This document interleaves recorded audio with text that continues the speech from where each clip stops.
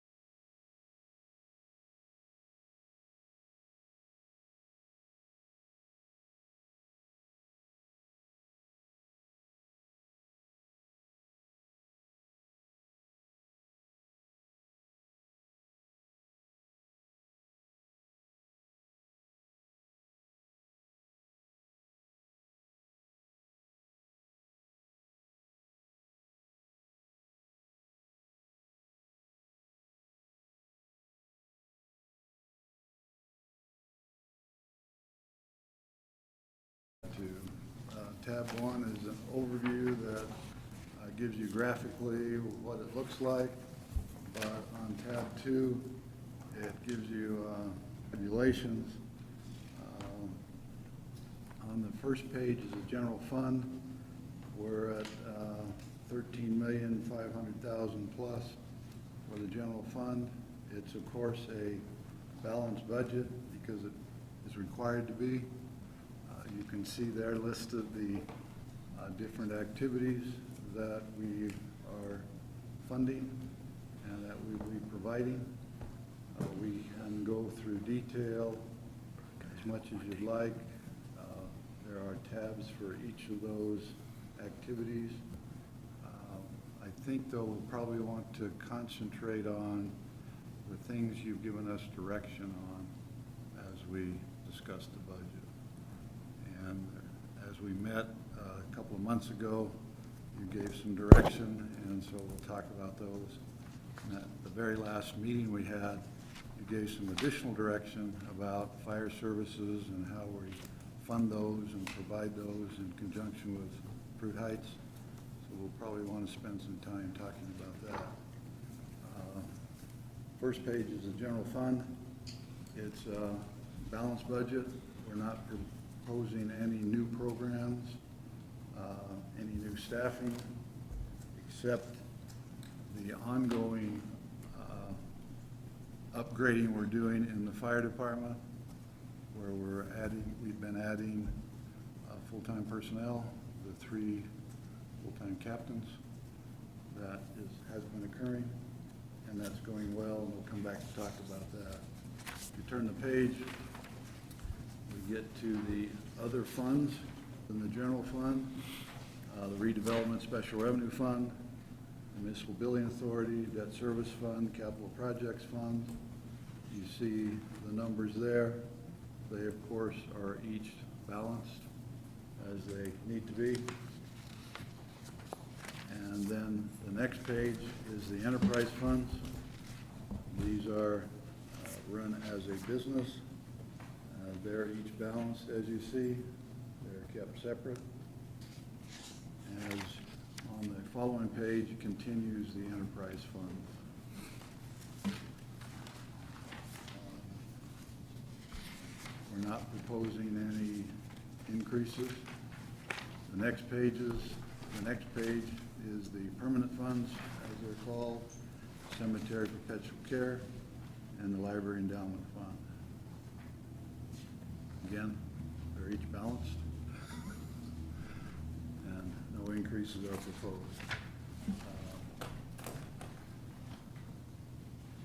I'd suggest now we go to talk about the things that our response in the budget to the direction you gave. Is that yours was set up?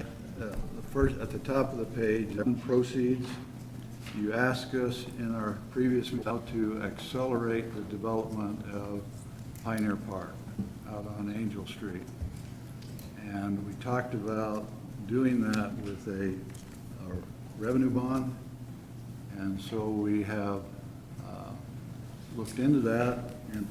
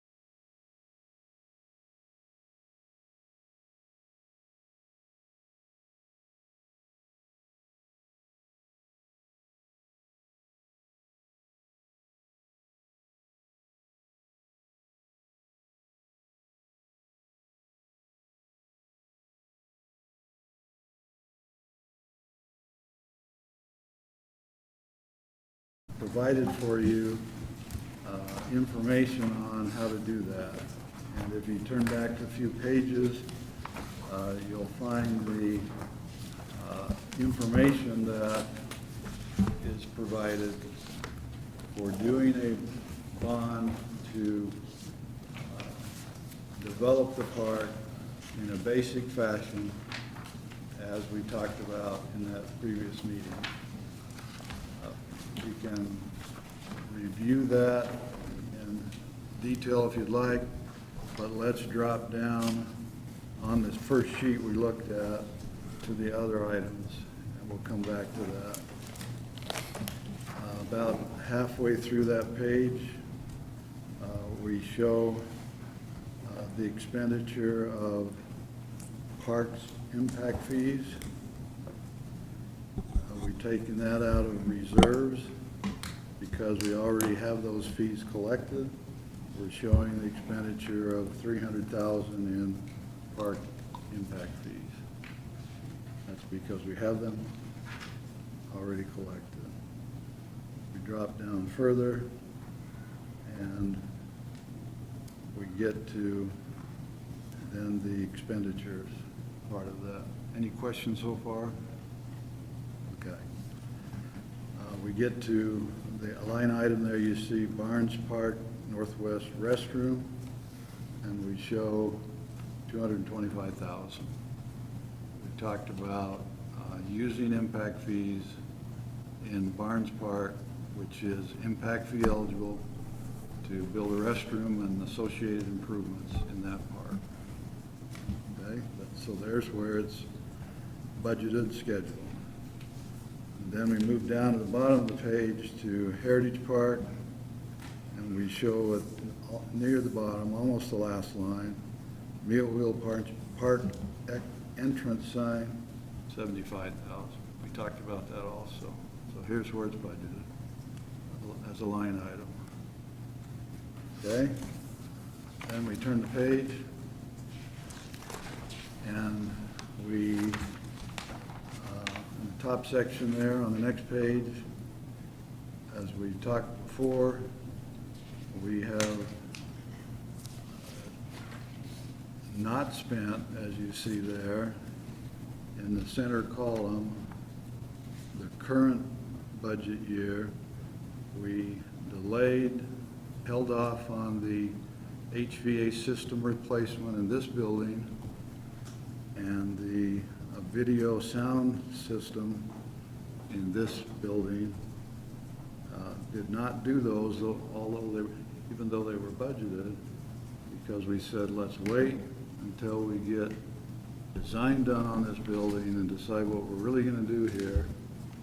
And so we budgeted for this coming budget year to do office buildings design, and we budgeted $160,000, as you see there, to pay for that design of this building. And as we talked about before, I think the term used was the low-hanging fruit on our facilities plan is to decide what we're going to do with this building and the old library building so that it doesn't continue to sit vacant and go derelict. So that's what the $160,000 there is budgeted for, is to do that design in this coming budget year, as we previously taught. So just one quick question on that. Uh-huh. So if we're planning on the design phase, is that really what we're going to be doing with the vacant building for this coming year? And then it'll be the next budget season that we'll actually do something with it? That's what we're showing in the budget. Now, if you get the design complete and decide to then move ahead and do something, you'll need to amend your budget and decide how to fund it and amend your budget to do the actual construction. You can take it out of reserves, you can do different things, but you'll have to decide at that point. Then you'll know, if you have the design done, then you'll know what you need to fund, how much you need and what to fund. Do they, I know that we recently have been talking quite a bit about grants, getting grants to help offset some of the costs of what we're talking about with the buildings and things like that. Has anybody been looking into that, or what, do we have something that we could work towards as far as working for a grant to help restore that building or bring it so that it's usable? No, we have not been looking at funding because we don't know yet what we want to do with the building. As we talked about it, there's been some suggestion that we replace the building. Our initial plan was to refurbish the building, rehabilitate it. But as we talked about that and we delayed additional discussion on it, there was comment, well, maybe we ought to just replace it. So you can't apply for funding if you don't know exactly what you're going to do. So that's why we're saying fund the design, and do the design this year, decide what you're actually going to do, and then go seek funding from different sources to do what you've decided to do. Is it possible, though, that there are grants out there that would help us direct what we're going to do with the building? Perhaps that's what she's getting at. What if there's a grant for a restoration of a historic building? That would give us some trajectory on, oh, because of that, that would help us move forward in that direction. Or a grant for tear it down, redo it, trajectory, that, I'm just saying, I think perhaps that's a good point. It might help steer us in the direction. As you proceed to design what you're going to do, you can also look at funding sources at the same time, yes. Yeah, and I'm just saying the inverse, I think funding sources may help steer one way or the other. Yeah, make the decision. Yeah, so I think they both are congruent. Yes, you can do it simultaneously. Simultaneously, they should be done. Yes. So that would be that. I guess if you got a grant that comes from the city, at least, which was the next question, if there, a difference in, probably if we haven't gone forward, we don't really know a cost estimate building a new building for the purposes that we would have used the refurbished building for, but any idea what the cost would be either way? And I do know there's a lot of people who feel like that's the old library building in Kaysville, and we want to keep it because it has historic value. That notwithstanding, I was just wondering about cost of the building versus bringing that up to code. Well, we've got an initial cost estimate to refurbish it and use it for what was suggested to be used for in our facility study. And it's pretty, costs of new construction are pretty readily available. You can get a cost per square foot for office buildings, for example. You can get that from the industry fairly readily. Let's make that comparison.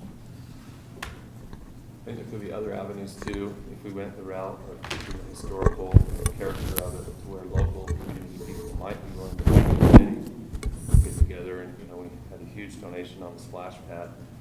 There's plenty of people who've been in town long enough that if we went the route of keeping the historicalness of it, who knows, we might open up to that, doing the donations and things of that nature. So there could be several avenues if we went the way of maintaining the character of the old building, on top of perhaps grants. Well, and also what it's used for. Yeah. I mean, if it's more of a community thing, I think you're gonna get more donations and stuff. If it's an office building, probably less. But it Yeah. depends on. Maybe like a people feel 60-40 part of it. split or something. Yeah, because I know that one of these spaces is going to end up being like a museum.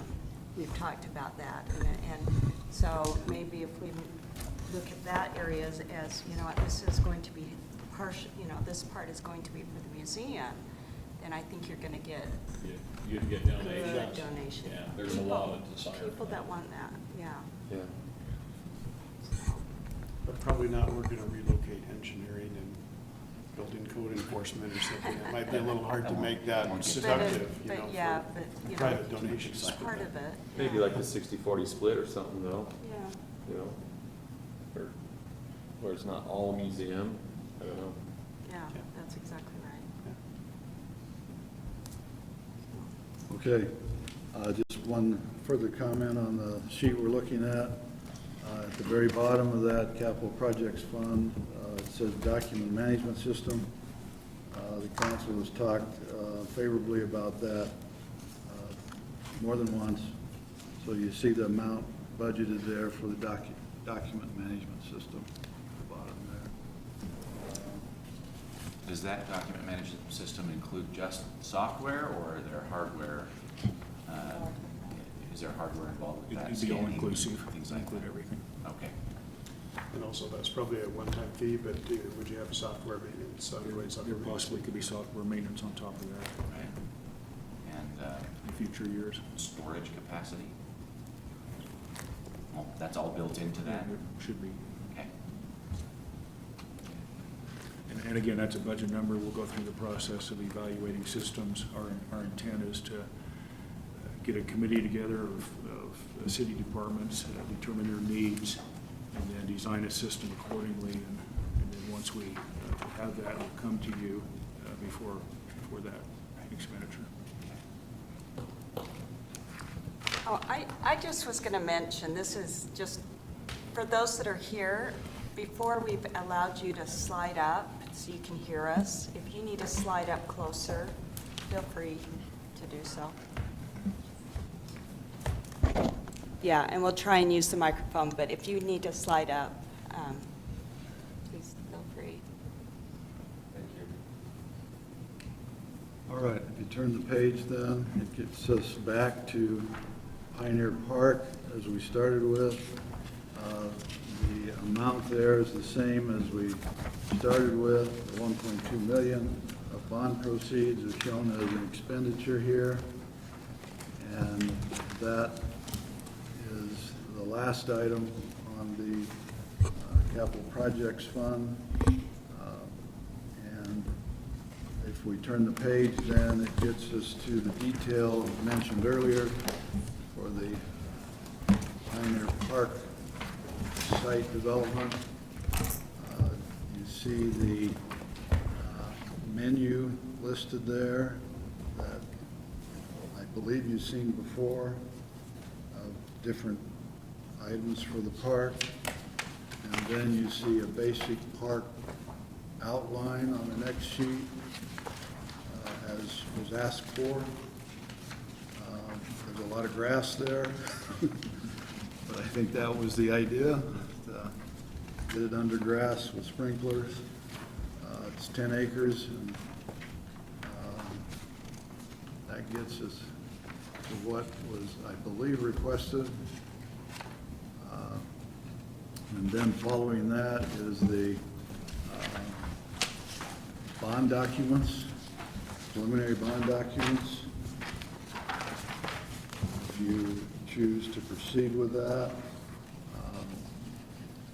I'll let Dean take a few moments and explain those if you'd like him to. Yeah, let's do that. The proposal is to use sales tax revenue bonds. Sales tax is probably the most cost-effective way to do that. Security with sales tax revenue is certainly more secure than park property as your security. We would suggest issuing sales tax revenue bonds and then make the debt service payment with park impact fees as they're accrued every year. So That's sales tax excellent. revenue would just be collateral only then? and the impact Exactly, fees would be- exactly. Okay, that sounds good. How many years? It'd be a 7-year, this suggestion is a 7-year amortization. And then we could, of course, change the schedule there. 7 years. Can you believe these interest rates? I mean, still. I'm sorry? That's the interest rate, so. Yeah, and that's the proposed interest rate at the time of Historically. in April. 1.1%? I 1.6? think the net interest cost was 1.6%. And you look at that when they're projecting inflation at 2.3%, and your interest cost is 1.6%. And here's my point, kind of validates what I'm thinking. And, you know, you look at construction, and is that going to follow the overall inflation rate number of 2.3%? But it's actually, if you're going to build a park, and by the way, wow, parks are expensive. For the basic park, look at that, 1.2 million. But having said that, if you're going to do it, you essentially, by doing it now, save money, because the time value of money, inflation is greater than the interest rate on the bond. So it's actually cheaper to build it now than it is to save up and build it 5 years from now. Now, just looking at the plans, I was just noticing there's no restrooms for this. Oh. Oh, you know what? I think there's on line item 12, if you go back to the previous Is this page. plan open for design review by the public though? I'm sure that's Yeah, a this is- rhetorical question, This is just a draft copy provided by the Parks Department. Okay. Okay. Is all those scouts that were in here, maybe we can come back to the other committee down there, give their input. At least on the playground and stuff. Yeah, I think that's the discussion that needs to be had secondary to this discussion. And this is great to have that ability. You're right, Jake, that the interest rates are actually less than inflation, so it does make sense to potentially do something along these lines now. The park department, and I don't know, you guys, in your discussions as you've gone through this, they're not necessarily in favor of doing it this way, as proposed here. They're supportive of a, in their minds, a phased approach. But if we want to finance it this way, we can do it expedited. But the first step is to form a committee, as Dave was mentioning just moments ago, that would entail the design of what it would include. That committee would include people from the neighborhood as well as other neighborhoods around the city, and department employees to assist in the design of that, to determine what to go into it. And then we have a number to bond for and shoot for.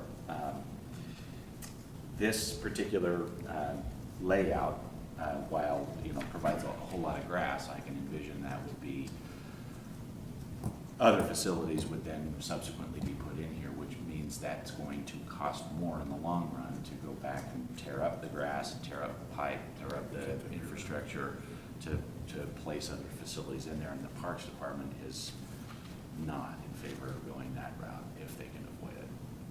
Yeah, I think we've had, the discussion before, and Yep. if I remember, the point was, it may not be the best scenario, but it will get the park going, and rather than just leaving it there as a field.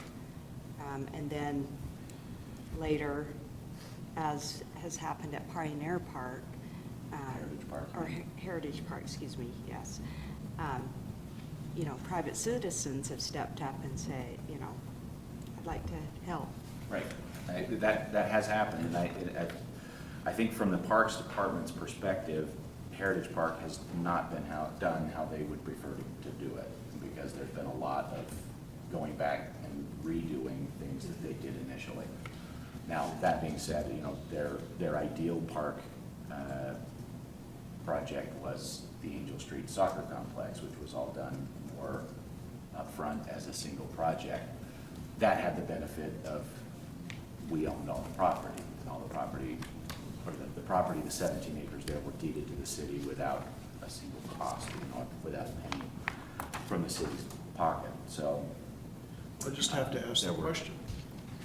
And I know we don't have a committee to say what would the design look like if it was complete rather than a phased-in approach, which granted is more expensive and you don't get all the amenities, but what's the elasticity or the, how much flexibility do we have in park impact fees to pay if you were, and how much would it cost?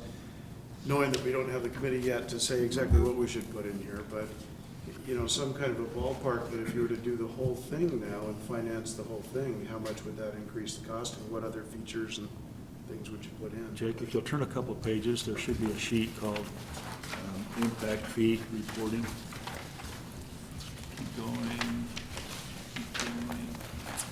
This gives you an idea historically of impact fees that have been collected and what's been spent. So, for example, last year we collected $283,000. The year before, $290,000. Whether that will continue at that pace, it's hard to say. So these park impact fees,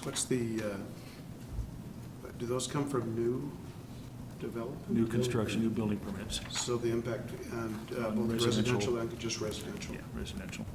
So in that area around Pioneer, well, I guess it's the whole city that you get to use the impact fees, but just out of curiosity, how much growth in that area? It seems like there's still a There's fair amount of tremendous, growth and in there's- that, maybe more than any other. There's additional growth going. Part But of we town. also have to realize that a lot of those park impact fees that have been collected over the years were going towards paying for the property, for the Pioneer Park So, round. so you get an idea of what's been collected, you flip back to the debt service on this projection is about $190,000.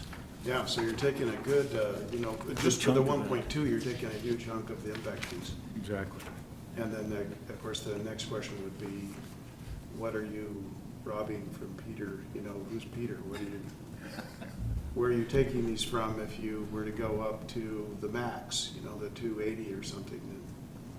Whereas, Yeah, whether you you might can- actually tap into your sales tax if you go too high, right? Exactly. So, Whether you could sustain that revenue as shown, or like you say, tap into another source of revenue.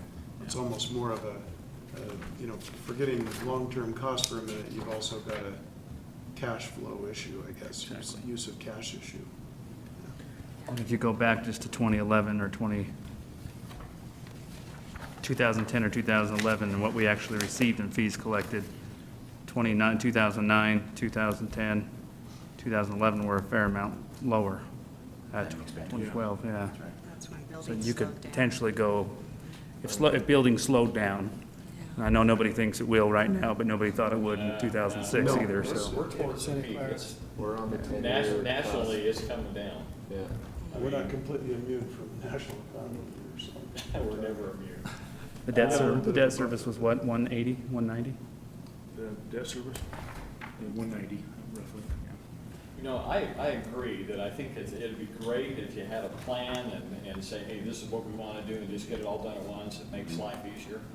But in reality, by doing it the way that it's proposed too, it leaves the future open as options. Then the community, we don't want to have the I wish you woulda, coulda, we should have done it this way, and have that regret down the road. And, one thing about a grass field, the expense isn't that bad to turn around and just change sprinkler pipe and remove grass. That's, that's the way it is, and this gives you an option that you can utilize it now. Then you can look at down the road and say, hey, what is our needs? Like a few years ago, what was it? We needed the soccer fields and all that. Now we're starting to realize, well, we've probably got enough of them. Lacrosse. Yeah. Well, you never know. We can put a lacrosse. Lacrosse is really hurting, and Well, that- skate park is really hurting. Just got a phone call from the grandfather of BMX. He's actually globally known That's as that. right. He lives That's in right. town. Things change. It's amazing how it works. But you're right, the expense is not that big compared to what we might get in contributions. Because if we would have built Heritage Park all at once, Zions Bank wouldn't have said, oh, you already built that trail, can we sponsor it? And the family in town wouldn't have said, you already built that splash pad, can we reimburse you for it? So I think there is some benefit that comes from opportunity versus saying, would you like to sponsor what's already been built? Just realize that's not how the Parks Department No, really I would realize prefer to that. do it. They would rather not go back and tear out stuff that was put in and replace. They'd rather do it in a phased approach, but. But that's the problem about working for a city. That's just the way it is. You got a lot of people involved. Yep. And, Yeah, my main thing is just cost, but there'd be, how much it is, obviously it's less expensive in the long run if you're just looking at it from a total cost standpoint to do it all at once, but you've got all these other considerations as well. Just one more question, and not to analyze this to death, but impact fees. You can't, something in my mind says you can't sort of store them up. Like if you were to assign a purpose, you have to 6 use years. them within 6 years. So, okay. You have to spend them within 6 years or you have to return them. And so the surplus is, if you were to store it up in a, surplus fund or something, there's like a, FIFO concept there where 6 years ago, this piece came in, that expires, the next piece. First in, first out. Yeah. The way to extend that though is to do a bond and then use your impact fees to pay the debt service. Sure. That's how you can Well, I think extend. that makes total sense, particularly in the current interest rate environment. Are we current in our park impact fees? Have we done a study to see surrounding cities if we're up to par on it? You can't base it on surrounding cities, you have to base it on your impact fees facilities plan. And charge your fees so that they pay for the increased capacity you need to create. And that study was updated, what, 2 years ago? Year and a half ago? 2012, 13. 13, so yeah. So we usually update every 5 to 6 years, update the facilities plan. So it's relevant to the 2013 plan then, so it's been a few years. Okay, cool. So it's not too far, would be too far out, I'd say. But what we charge new development is based on a long-term plan to say, we plan to build Pioneer Park, we plan to build Open Shaw Park, we plan to build, and we think it's gonna cost this much money to build all of these new facilities. And so with the cost to build those new facilities or those estimates, it comes into this calculation, and that becomes the number that we charge you for an impact fee. And so it's kind of done looking forward, coming backwards, and anything we don't have in there can't be calculated. And so the facilities that we have include Pioneer Park, include, what are the other ones? Open Shaw, improvements still to Barnes Park, the restrooms I think that we talked about are part of those improvements. My last sort of analysis question, have we paid for the, I didn't see anything in the Pioneer Park 1.2 million expenditure side that maybe I missed it, but where it talks about land purchase, so is that, is the land already done? We finished that off last fiscal year, I think. Not this year, but last fiscal year. Years or 2 years ago. So we own it outright now. I should say the city owns it outright. Well, I would say the timing is perfect to strike while the iron's hot, you know, and also it looks like it's too much of a stretch to do the whole thing all at once. Yeah, I wouldn't feel comfortable. Significantly more to do it all at once. Yeah. But the 800,000, is that kind of guesstimation estimations? Those aren't real world estimates, are they? We haven't actually gone to contractors who face that way.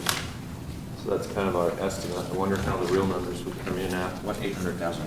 Oh, Pioneer Park, sorry. I mean, Estimate bulk, what cost. is it, roughly, Chris? Is it 800-ish? If we're doing the parking lot. Are we talking about Pioneer Park again? Is that what you're talking about? 1.172, oh, 800 because you've got Isn't it 760,000? land acquisition, 700, okay.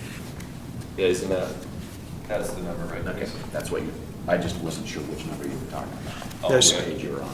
I see your point, so. I'm if just you're- wondering if those are real costs. Yeah, Jay, go ahead. Yeah, so you got 750,000 in the final land payment.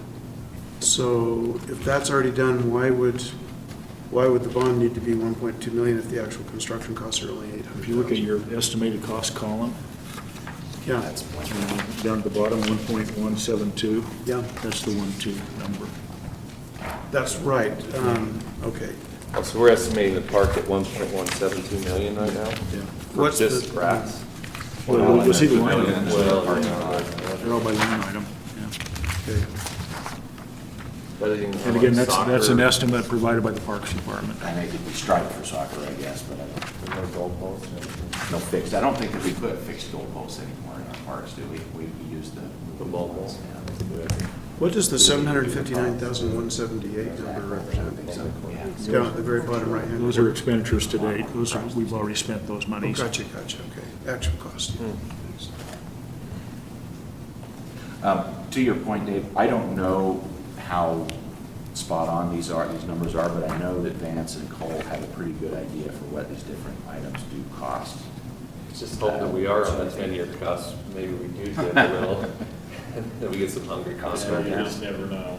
Yeah. So I think maybe if we left it flexible going forward, if these numbers did come down, you know, if we're gonna say, okay, we can afford 1.172 million right now, and what if those real numbers came in at 850, 900, and that left, you know, 200 to a quarter mil left over, then the committee could say, okay, here's how we wanna use it. Well, Right, you Chris? have to, You got, there's more up your alley, part, but.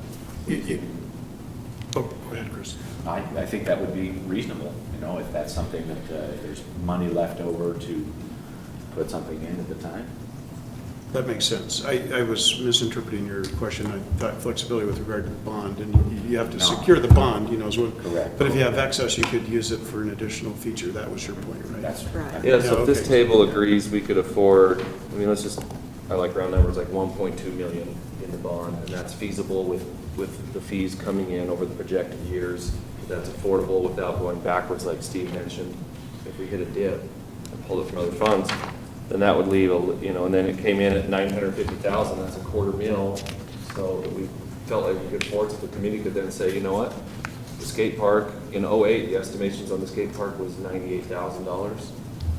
So I think there's maybe some other amenities that they could pick, not us. Anyway, let's see how it goes. This will excite a lot of people. Yeah, well. Cool. Dean, where did the 7-year amortization come from? Were It's we just trying a- to match a payment number? Yeah, we're trying to match the debt service of $190,000. And it's just a projection that Zions Bank provided for us. Yes, But we could structure that in a number of ways. Any way council wants to. I'm just thinking of, if there's any concern about impact fees eventually going down, there's perhaps an option in lengthening the term, but still budgeting to pay this amount, Certainly do that. setting a 7-year, I don't know how it affects interest rates and things. but- Yeah, compare with interest rates and, Wasn't that option provided on the police station, that we received we had great interest rates, but we also had the option of paying off early if we wanted to? Yeah, we proposed that one with a 12-year amortization of 17 and a 20. And as we evaluated the numbers, we said 17 really is the best fit for us on the police But we station. could pay it sooner too, But we was can part pay of it our sooner. agreement with Yeah, the with Bank no- of with no Utah penalty. about the bonds. Yeah, which is unusual. Yeah. So no penalty for anything. So to Shane's point, would you look at structuring it so you have a longer amortization with the ability, There are a number but of we ways. budget to pay it off in 7 years, but if continue we to have hope that that dip, then we impact have the fees- flexibility. Meet projections. That's an excellent idea. Yeah, We did that with the kind of a safeguard. fire station. Yeah. Yeah, mean, I want a we- 15-year we paid mortgage, it but off I want the early security of a 30-year in case I after don't refinancing. put all that money towards it. But you have to look at it though, because traditionally, the shorter the term, the better interest rate you're gonna get as well. So for that flexibility, you're gonna be paying a little bit more on interest payments. But then even if you do pay it off at the same time frame, you're paying slightly more in interest. But I like Dave's idea. I mean, it should be the people in that community that decides what kind of outlay, what they want in their park and the design.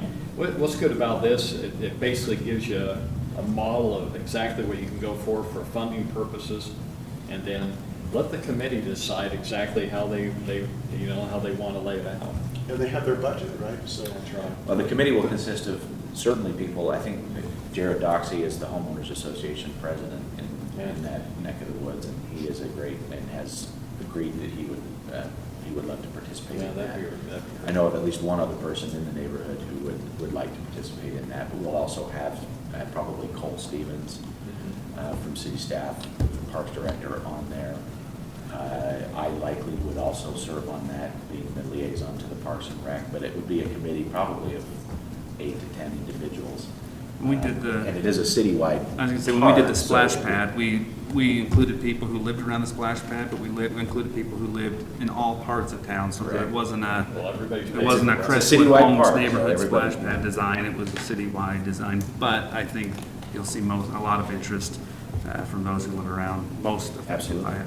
And I would think it would be slightly skewed that way, maybe a little more in the area to live around it, but still some citywide representation. Well, correct me if I'm wrong, somebody kind of raised partially this point earlier, I think you did, Larry, but per capita, with these park fees coming in, that's way more than the bulk of the park fees down in that area. That's the blowing up area of the city right now. And there is some pushback from the residents who are saying, look, we're the fastest growing area, we're the ones paying all these park fees, and we're looking at the field. So, I'm just saying a little bit in justification for them, they're going, hey, we're how many homes a year are we pushing down there? I don't know in that area. Tons. And, But there's also so- Hill Farms, there's subdivisions elsewhere in the city, and they're all paying the same impact fee as well. That aren't Yeah, I'm necessarily just saying on a per capita right basis. next door to the park. Yeah. So there's. So it's good. Good. Yeah, I like this. This is good. Cool. What we hear you saying is proceed with this bonding and this revenue source and keep this in the budget as basically proposed here.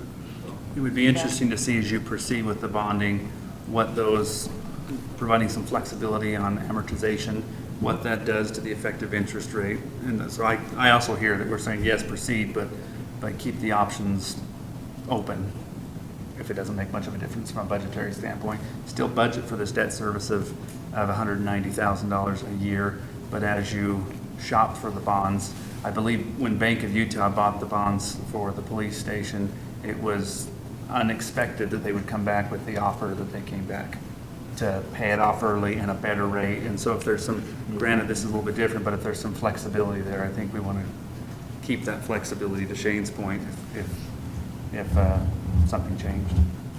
I guess I'm saying is don't be rigid on saying 7-year AM, period, we don't want anything else. Interestingly enough, though, that's, I mean, your point notwithstanding about the market maybe tanking again, that is a relatively short period of time, 7 years. So, reduces the risk, right? The less time that things will change significantly. On a bond deal, does proceed mean, that means search it out, shop it out, and then we bring it back and it comes to a council meeting, right? And then there's a There's a lengthy process to go through bonding, public public hearings. hearing and all that stuff. Working with the underwriters and everything. So before it ever even gets to the public hearing, it could be 90 days, something like that, 60, 90 days. It could be. Yes. But just want to make sure, just for everybody that's in the room, that we're not proposing to increase any taxes. We're not proposing with this particular setup. We're simply collateralizing our sales tax revenues for the bond, to approve the bond, and then we will pay the payments annually on the bonds with our proceeds from our impact fees. So with an existing revenue stream, so there's not any new, we're not playing a shell game here. We're not trying to conjure up with any new kind of revenue stream that's going to cost Kaysville citizens more somehow in the long run. We're proposing to do it with existing revenues. Well, and the thing that, they had the disadvantage of not having these notes in front of them. I mean, we're looking at, I guess, the initial thing from what Zions is 1.6, 1.7% interest rate. That was back in April when that was estimated. So we'll continue to update those numbers and evaluate. Yeah, and here's the thing, I would think, once we make the decision to go ahead, to maybe make us feel better, but also cautionary to your point, things can go the other way, and all the messages, things could collapse, and all the messages from the Fed right now is that they have a steady, they're going to keep a steady plan to increase rates over the next year. That's right. So you don't want to commit to do bonding and then have your rate go up to 2.5 or something in the meantime, so just picking a number, I'm not saying that's. Yeah, they're projecting a rate increase probably in June and maybe again in September. So what do you What the Feds have have, said. like in mortgage finance on municipal bonds, can you kind of lock in a commitment or something early? We track the LIBOR rate, and that's a pretty good indication of where municipal bonds will be. Right, so at what point, where we're going through hearings and all that, you can't really make any commitment. Could we call Jonathan Ward today and get him on the Yeah, phone and lock say, it in. we want to lock it in? Or Or maybe we're locking in municipal It bonds. depends on the day you go to market. Yeah. If you go to market, you Yeah. Hey, no matter what, you're not going to see wild swings for a while. but with this size of an issue, though, it's probably one that local banks would be interested in. The Bank of Utah and Bank of American Fork. There are a lot of banks that are looking for about $1 million is trying to put in their portfolio. Right, and don't we benefit a lot being in Utah City because of Utah's AAA bond Exactly. rating, that we don't have to pay the municipal bond insurance costs or anything because Utah just kind of stands on its own. They love these kind of loans. Well, for anybody, folks at home or people who may watch this in the future, if there was a way to get the legislature to use the parking or that money for road infrastructure that's totally shot, trust me, I'd be all for that, but evidently there is just not. So for people's understanding at home, this money has to be used for this purpose. Yeah. This is a crowning purpose. You to guys be get that putting too? towards. Why are you spending $1 million on a park when my road looks like this? Well, I live where the roads are, we don't have Yeah. roads, we have patches, and I'll hear about this from everyone out there, but we're stuck. I was just So- reading to your point, David Church's Utah League of Cities and Towns Powers and Duties. And we're just talking about where the money comes from. And it says it's one thing that a city and town, you may decide what to do with docks or, you know, park ordinances and land use and all that, but when it comes to where the money comes from, it's prescribed by the state. You know, there's not, it can't be really creative and innovative when it comes to how a city raises money. Is that the same book where David calls all attorneys, I think he says a-holes in there? Oh, I'm not cheating. Haven't read that one. He's an attorney, of course, but. We could call some roads a park. Yeah, there you go. That's the first thing you need to know Should we is all call the politics Hollywood for ugly people? Get on your bike and go. That's what Take Three's called it. I don't know that one. Ronald Reagan was This part park of is sure that. long and skinny. You hear that? Larry was saying we could call it a parkway, make the roads a parkway. Yeah. There you go. Hey. Yeah, you know, yeah. I'm liking that. They say, we just don't like maintenance, I mean, we don't like grass, so we want to asphalt all our. Kids, go play out there in the new park. Wait, The parkway. street hockey, man. It applies. I'm Take sure if that we're growing thinking up. about it, other cities have already thought about it. Sunset Parkway, Shepherd Parkway. Oh. Good idea. Yeah.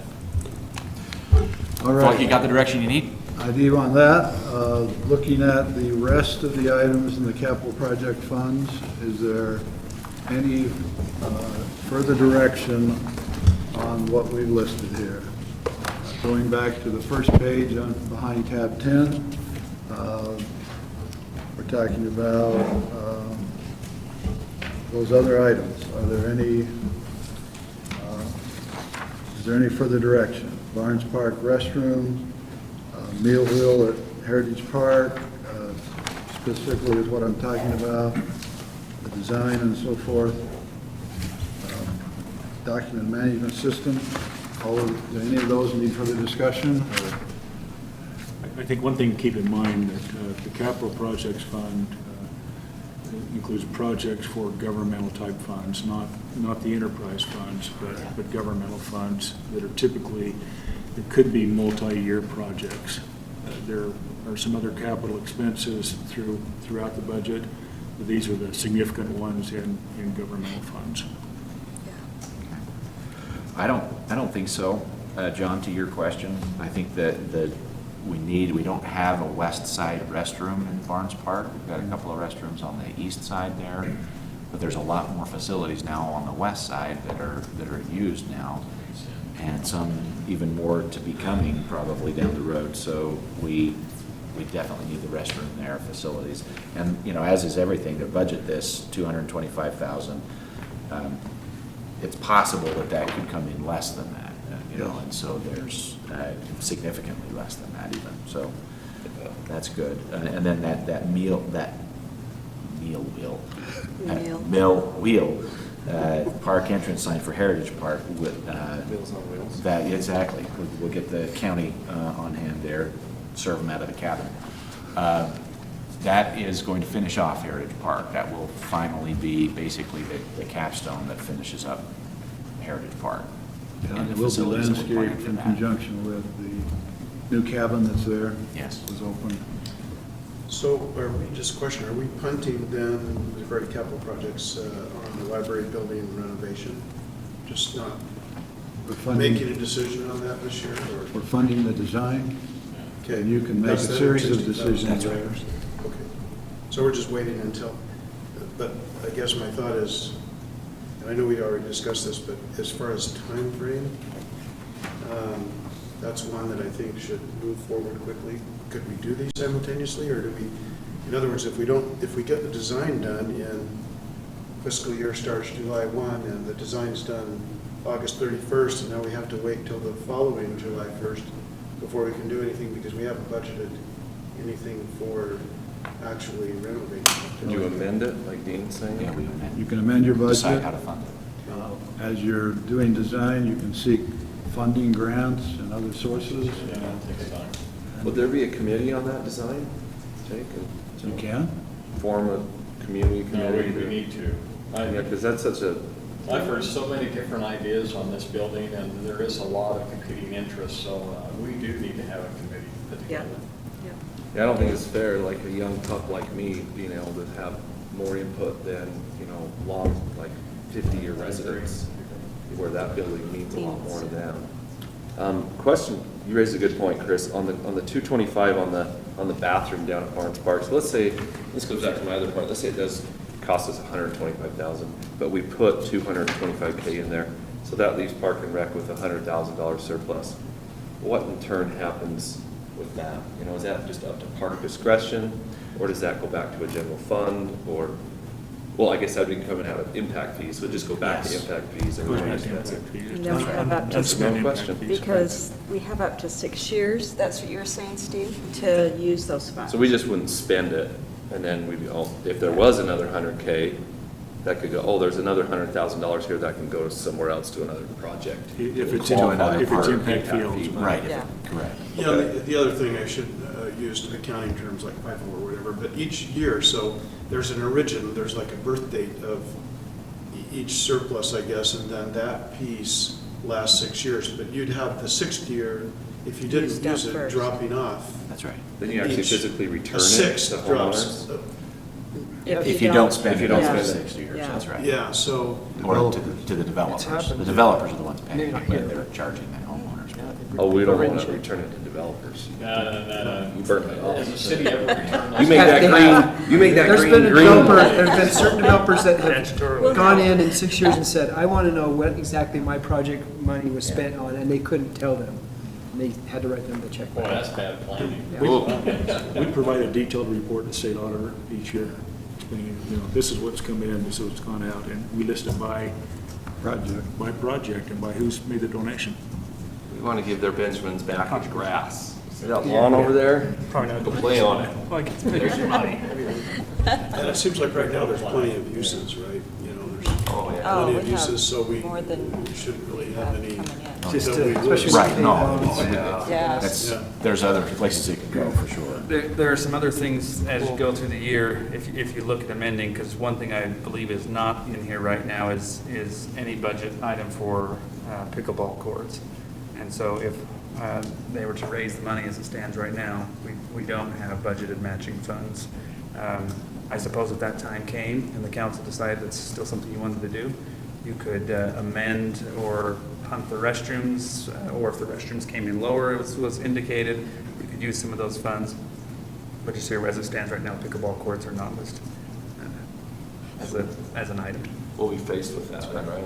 We'll amend, and we'll have to figure Yeah, it we'll out. have a decision to Well, make. we don't know what that's gonna be either. Correct, and that's kind of why, it's, you don't put a line item in the budget for it, if, it kind of depends on what happens there. And there is some, and certainly I'm not pretending to be the expert here, but using some caution in amending. It's not something that, it happens quite frequently in governmental entities, needing to make amendments, but not something that should just be done every time we have a change of heart. The point is to try and do your best guess up front. But as we'll talk about a little bit later, there are always times for amendments, but using your best estimate in budgeting in advance is always better than, I think we'd probably raise more flags if we had a budgetary amendment every month for the next 12 months. Then you'd set off some, well, what's the point of it? And to your point right there, I mean, it's one thing, I guess, number one, you now have two. You have the library building that might require a special budget hearing and to amend the budget. And now you're going to add pickleball courts. So that's two, but also it's a little different when you're talking about physical facilities for core functions as opposed to now we're going to have amend the budget for pickleball courts. I mean, I don't know that would be the one I would pick to want to have in an amended budget, if that makes any sense. Let me ask a question, because I don't know the answer. If you have restrooms, 220,000 budgeted for restrooms, and they come in at 120,000 to build them. Because and you have just did the 100 women's room, the women's. Yeah. You mean it. It's got 12 stalls. Watch out. Are you man discriminating today? That's why it's 220. Oh, we're getting into some real politics there. I was gonna say, don't we just plant bushes for the men or something? That's real cheap. So, but I was gonna ask if you come in lower, but your budgetary item for barn, does that require a budget amendment? Because you specifically have restrooms listed in here. If we're not gonna go over the amount, but we change the use, or let's say worst case, the restrooms came in at 240,000 and we just said, we're not gonna do restrooms this year, we're gonna do courts instead. Does that still require an amendment, because the description changes? You appropriate 225. With that appropriation during the year, without a public hearing, you could reallocate it to another line item. Okay. Okay. But it would be safer to, So for Do it example, open. 225, if the Well, you restroom would came have in to at do it 125, You would could discuss it shift in the council, feel you of just people, wouldn't need yeah. a hearing, you just wouldn't need a hearing to do it. That's Right. what, wouldn't Or an need- amendment. Wouldn't need an amendment, the formal process to amend. Do we have a certain time we amend? Do we amend the budget 2 times, 5 times, as needed? usually as needed or at the end of the year. Well, do you feel like I feel like the state auditor has been more adamant about amending more often. Do you feel like that's true or Yeah, not? they've had a push towards that Feels like that. recently. Interesting. Yeah, it was interesting. I spoke at a special service district that I serve on, and that was kind of the signal was, we prefer less June 30th amendments Right, and right. more. As things happen. Not necessarily more, but as needed, Yeah, as if something opposed drastic to. happens in October, you do it then. It's interesting. I think I would agree with that from a fundamental perspective. If what you're talking about is the ability to fine tune original estimates, I think I would be less inclined to agree with that policy shift. If it meant that you weren't planning strategically and you were planning like all through the year, just changing your mind and, big changes. So that would seem to be more fine tuning adjustments, I guess, to get her closer to right.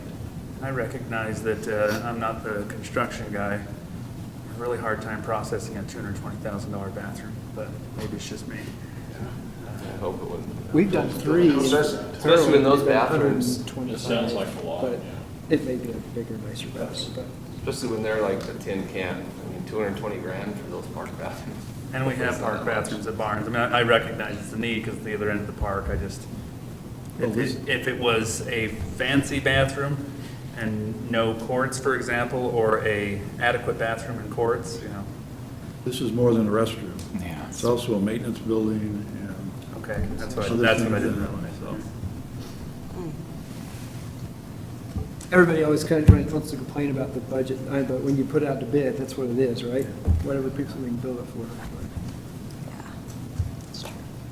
Okay, anything else on the capital projects fund section?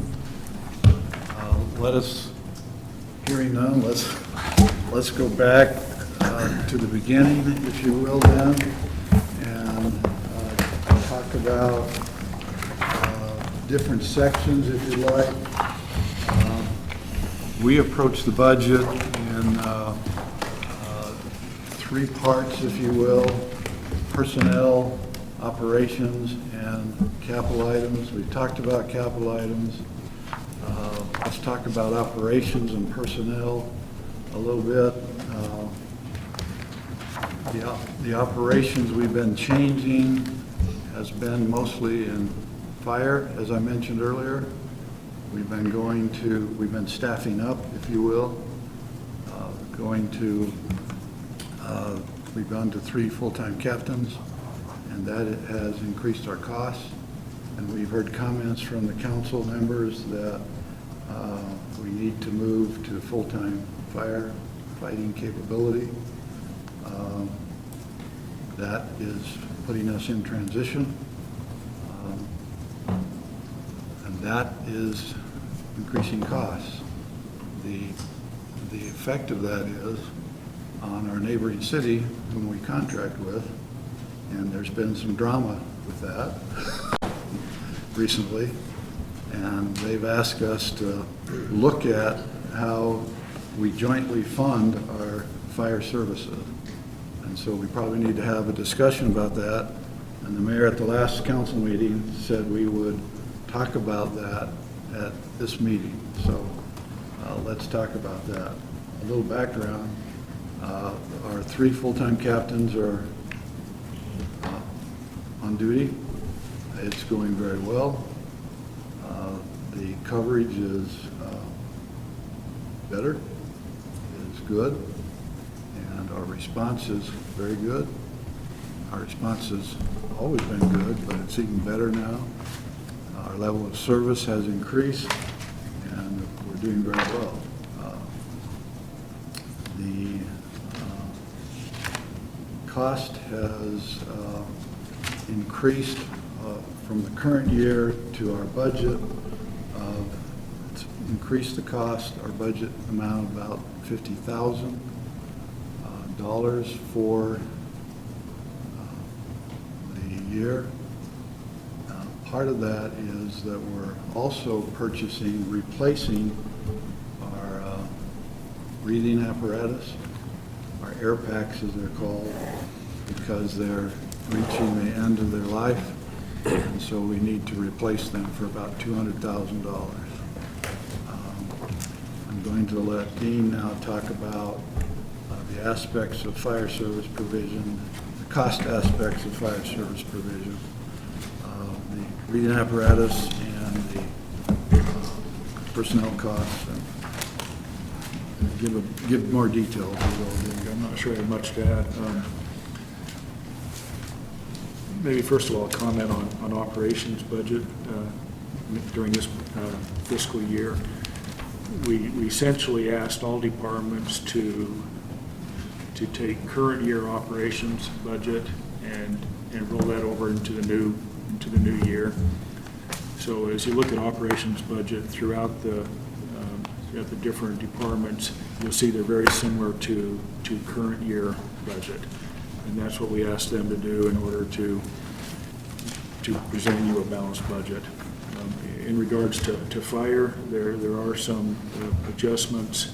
You look at that worksheet, I think the current year is 210, and we're projecting $230,000 for operations. Excuse me, if you go to tab 7. I'm sorry. Then sub-tab I'm fire. looking at my spreadsheet. Yeah, he's on the computer. He's electronic guy. He's in there. Tab 7, sub-tab fire. Department request obviously is what they're asking for, Dean, and then tentative, is that kind of what you as the CFO tentatively are saying? As we've gone back and met with the departments to present you a balanced budget, that's our recommendation. And then there's a final column for the council to give us the final budget numbers. You can see about $230,000 for operations. On the second page of that. Yeah. Okay, I'll go to the paper, sorry. And then as John mentioned, the equipment outlay of $200,000 for the breathing apparatus. We have taken this tentative budget to Fruit Heights and reviewed it with them. I did two things. I met with Brandon Green, the city manager, and presented our current budget. He had an idea of what that was, and they usually pay towards the end of the year.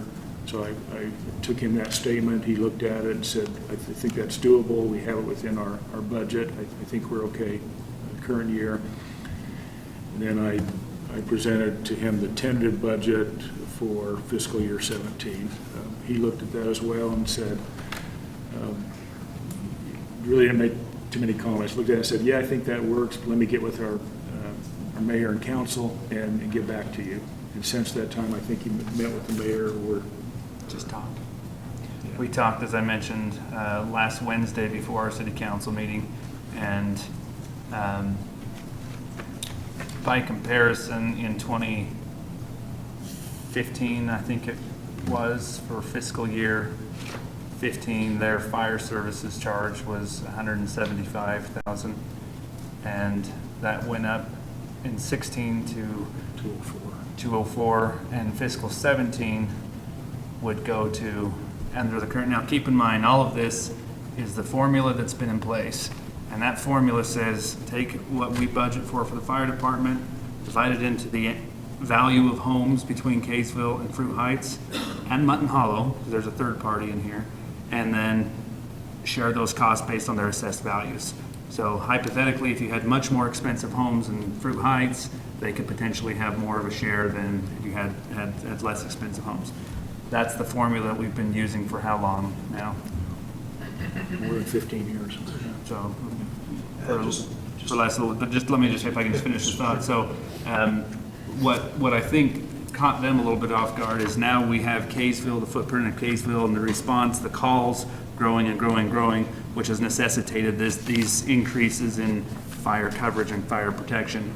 And Fruit Heights, from their perspective, is saying, you're growing and growing, we're not. We're staying the same. Our call volume is staying relatively the same. So you're continuing to grow, which is requiring more services. We're staying the same, but because you're growing in the current formula, we're paying more.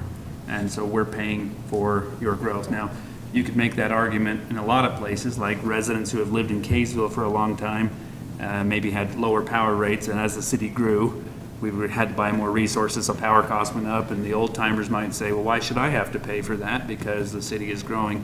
I'm sure there's debate on both sides of that. That being said, from Fruit Heights' perspective, when you go from 175 to 204 to, what was that? 250. 250, they say, okay, now when we had this discussion with them a couple of months ago, the feeling was, we'll move forward with this and maybe we'll have a future discussion. When they realized what that increase was, they said that's probably going to be more than we can handle. Let's have that discussion a little bit sooner. I reported on that last Thursday and reached out to them and let them know that we'd like to meet.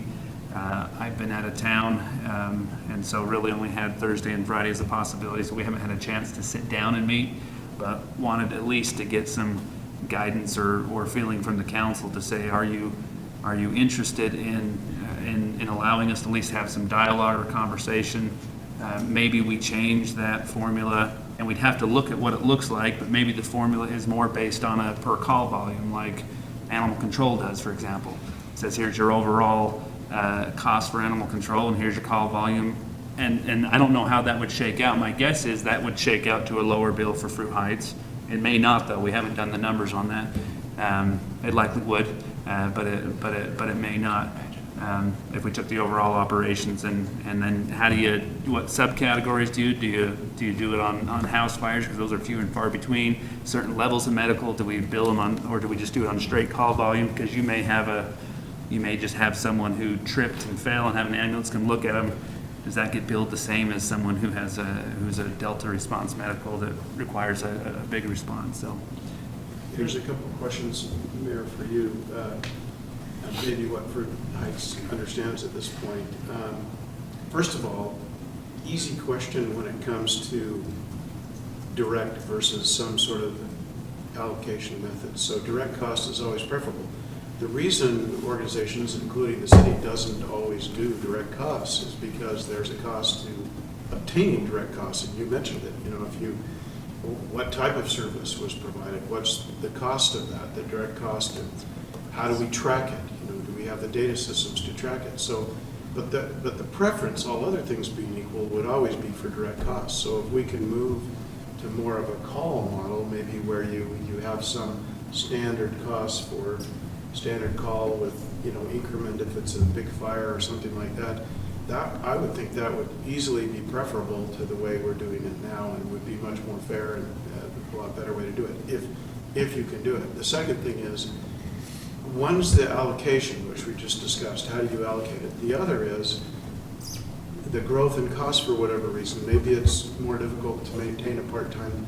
Maybe you're not getting the employees to, I don't know whether this is true or not, but you can't get people to do part-time sort of half volunteer fire service anymore. So you have to move to a more costly model. You don't have a choice. Well, that growth in costs is different than the allocation. And so this is maybe, I'm not suggesting they're naive, but I'm just wondering how much they understand that there's growth in the base of costs may be unrelated to the allocation factor, and that they could expect some increase in costs that way, but we could look for a more fair allocation factor. there are certainly benefits. For example, previously we had two on duty at the station at all times. And so if an ambulance call came in, those two get an ambulance, they go. Another ambulance call comes in, you're waiting for two more to come to get in the ambulance. Go, well, now we have four. So an ambulance call is out in Kaysville, Fruit Heights ambulance calls come in, they get response immediately. That's an improvement to where we were at before, which came with the additional cost. Same thing, you have a house fire, we've now got four at the station, so the house fire comes in, you don't have to wait for two more because you have to have four to roll a truck. You don't have to wait for two more to get there to roll a truck, you can roll a truck immediately. So you get quicker fire response, not just in Kaysville, but also Fruit Heights. So there is an elevated level of service that has come with the cost. The difference is that there's an elevated level of service and there's a growth component. And where do those fit in what their participation should be? And the third component there is if these numbers don't work for them, and ultimately they say we're going to try something somewhere else, then the impact that has on us. So if we say, yeah, it's got to be, we like our formula, it's good enough, we're going to keep it. And then they say, okay, well, we're going to try something else and go somewhere else. Then you say, well, hold on, we would rather have something than lose you altogether. So I feel like it's those three pieces that are really hard to mesh, but kind of need to be Interesting, but if meshed you and could get, determined. you'd solve most of that problem though, if you could get closer to a direct costing model, because then you could point to them, hey, we are basing it on call volume primarily. Yes, there's increased cost, but your overall bill has been reduced, if you look at the trend line, because we went to a call volume model and we did find that, you know, assuming that's true, we looked at the data and you're right, you know, we do less calls, and therefore your assessment is going down for that reason, not because, but the level of service, you're, on each call, you're bearing that additional cost also. And we're probably we're not to a point today where we can tell you, or tell Fruit Heights for that matter, what those numbers look like on a call volume, but that's the guidance we'd like to get and then pursue that discussion to say, I mean, because they are well aware of the formula that we use now. But that formula is seeming less and less fair as the growth goes. So if we give direction to say, okay, we'll sit down with Fruit Heights, we'll do an analysis based on maybe the last 3 years' call volumes or whatever both sides agree to. It could be the immediate past 12 months. And I think that's the way animal control does it, is they take our average for the last 12 months, or they do it on a greater 2 years. So the last 24 months and say, here's been your average call volume, that's what we're going to bill you for the next year going forward. Maybe it takes a year to catch up, but based on the last 24 months, here's Kaysville's calls, here were your calls. There may need to be some difference between, you know, house fire and Alpha Bravo response versus Charlie Delta and Echo response, and maybe, and some of that has to do with paramedics, so that's a whole other component that they pay for and we pay for. But at least being able to have that discussion, what does call volume look like? We may even get down that discussion and it may be less beneficial. I don't think that's the case. I think the real issue is that their call volume hasn't changed. Ours has gone up and their costs have gone up. And some of those calls include county, which doesn't involve us either, you know, and then I think a lot of this is what will the market bear? What is Fruit Heights willing to bear, you know, in price and also in treatment, in the way they feel they're treated. You know, and I looked at their call volumes back when this came up. I don't remember these exact numbers, but I want to say, what are we, like 1,200 calls a year or something? And Fruit Heights was like 180. I mean, the number is like a tenth. So as I look at these numbers for our gross budget, if we're trying to charge them $250,000 out of 1.11, you know, $1,150,000 projected on us, I mean, we're asking them to pay for way more than their call volume. And I can see their argument. The biggest argument I see is, do we want to lose them? Do we want to allow the opportunity cost here to let them go to Farmington, which is what they proposed? So I'm more for the argument you put up there, Mayor, that we say, look, okay, there needs to be a threshold of paying for Fruit Heights, or we're potentially going to walk away from, if we're currently at $204,000. I mean, even when before, John, you referred to it as drama, I don't particularly like that reference to it, because I'm just saying, because I think they have very bona fide reasons for what they were doing. At $175,000, will our drama almost cost us $175,000? I mean, they were ready to go to Farmington, and the decision was already made that night, you know, but they retracted it due to the show of force of our whole fire department showing up. Our fire department, some of them weren't clearly understanding the whole picture. So I'm just looking at this as, do I, as one vote and an individual looking out for us and for them, we're joint cities. Do I want to leverage 175K, which is now 204K, right? We're agreed on that with them. Fruit Heights is okay with 204K? I didn't have that conversation. That's current budget. That's the current budget. Fiscal year 16. So if they're okay with 204K going forward, would I want to leverage $204,000 to try and take a nibble of $45,000? No, I wouldn't. Unless there's some middle ground in there, a happy medium for Fruit Heights. But if I'm looking at that, like call volumes, I would say, look, guys, I'm going to bid this out. You're not being fair to me. So that's what I think we need to be sensitive. I think going it just forward. needs to be on an agreed formula. Yeah, I think that's what So we're they saying. can- is- I think that's Assess value, your is risk. have it be something that's at least, so even when our residents say, so we were, We're subsidizing that? are we subsidized? Say, no, we changed the formula. It's still a scientific or a data-driven model, but it's a more fair data-driven model. Yeah. And It's more fair and more accurate. and I think we can have that dialogue with them, because I think they're very interested in being fair, but the way that we're doing it now does not appear to be fair. Right. And I think the sentiment on Fruit Heights side is, if they can work out and they feel like they're treated fair, they're gonna stay with Kaysville. It's a better deal for Kaysville. It's closer, the response times are better, and I think that we're a very close cousin where, Farmington's an in-law. And that's the difference. And so I think we just need to talk. Yeah. I agree. I think that, I didn't take the term drama to be derogatory. I think there was drama, and I think it was a self-inflicted wound that we had. We didn't communicate that price increase better to Fruit Heights. So I think a large part of this is Communication. the communication factor, Yeah. is actually sitting down with Fruit Heights and working on a mutually acceptable formulation. Because I agree, I've got family in Fruit Heights, I know you've got family in Fruit Heights, and maybe some of the rest of us have family in Fruit Heights. They are, they're probably closer than cousins. They're like. Well, I don't have keep family that in Fruit relationship. Heights, but I don't consider them any less of a neighbor, because I No, don't. no doubt. And I agree with that. The frustrating part about the communication process is, again, we didn't follow anything different in the past year than we did before, but the increase surprised them, and that communication of how we handle the increase is where we broke down. And, you can call it whatever you'd like, but we owned it and said, okay, well, let's make it right, let's make it better. Right. But prior to that night, we were none the wiser as to their frustrations. Of course, it's an obvious point, but and I don't think anybody, even in Fruit Heights, would be for this, but if you just kind of did it based on emotion, do you feel this is fair or not fair?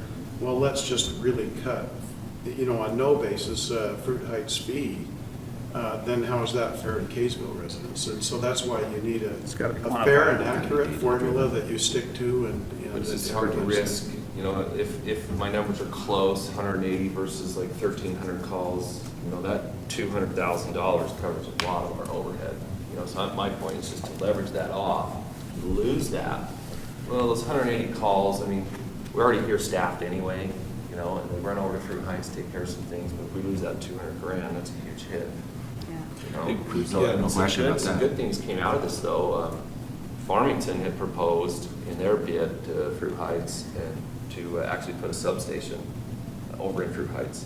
So that's something potentially maybe we could look at going down the road. They were thinking of a pole barn. I couldn't believe firefighters were willing to go for this, but they were excited, and a camp trailer.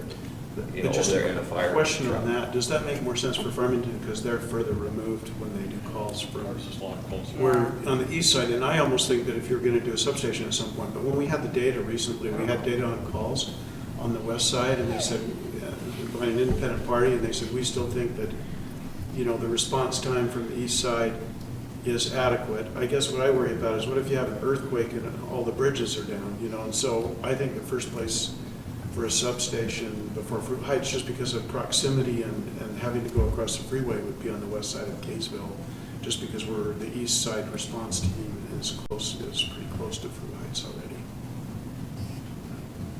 That's true. Yeah, certainly for I think what discussions we're on that. getting is have that meeting. Yes, absolutely. Meet with them. We'll proceed with numbers on, but we want to have that discussion, that meeting with them, not so much of, all right, here's a new amendment we came up with. and here, have it. Here it is, and see what you think. Rather, just talk about, go over the budget numbers with them, explain to them what it is that we're trying to fund, how we're trying to fund it. I think Dean did that to a point with Brandon. But take that to the next level and then get some actual call volume numbers, because it will make a difference on what we're budgeting here. So if we go on call volume and that decreases their cost $50,000, then it'll increase ours 50, but that would be much better than increasing ours 204. But I agree, it still needs to be a scientific number, so. Okay, we'll proceed with that. Okay, we talked about the capital outlay equipment item. Can I make one other comment, just Sure. while we're talking about fire, that came to mind, and this may be much earlier than our capital facilities plan outlined, but in a conversation I had as we were attending ICSC with some folks from Layton City, they plan to relocate their fire station, I believe they're one on Fort Lane. To the South Layton interchange near Flint Street and South Layton interchange, which is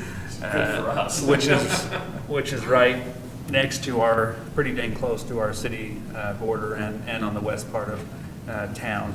Now, there's a couple ways you could look at that. You could say, well, with our mutual aid agreement, if we had a house fire, that's great. They'll get there quicker. Hallelujah. There's another way, and I feel like their timing is probably sooner than our budget can handle. But you always have to ask, kind of like, do you build a gym with the junior high? We ultimately ended up not doing it because budgetarily it didn't work. But at least having that dialogue and that conversation that if you're going to build it, it's some kind of a joint use venture worth discussing, or what does it even look like? I think they're in the early stages, and they weren't asking, would you like to build that with us? But it would be interesting to know what, if any, possibilities would be. I don't even know how two different taxing entities could participate on something like that since we're not a fire district. But it would be at least worth a dialogue or a conversation worth having. They may say, we're not interested in having you put your stuff in our building, and we're not interested in teaming up with you. Yeah, But that's it's like often, BYU and Utah underneath the same roof, I don't know. They're gonna come and help us if we're burning, let's just take advantage of it. the International Conference and Shopping Center, it's a retail.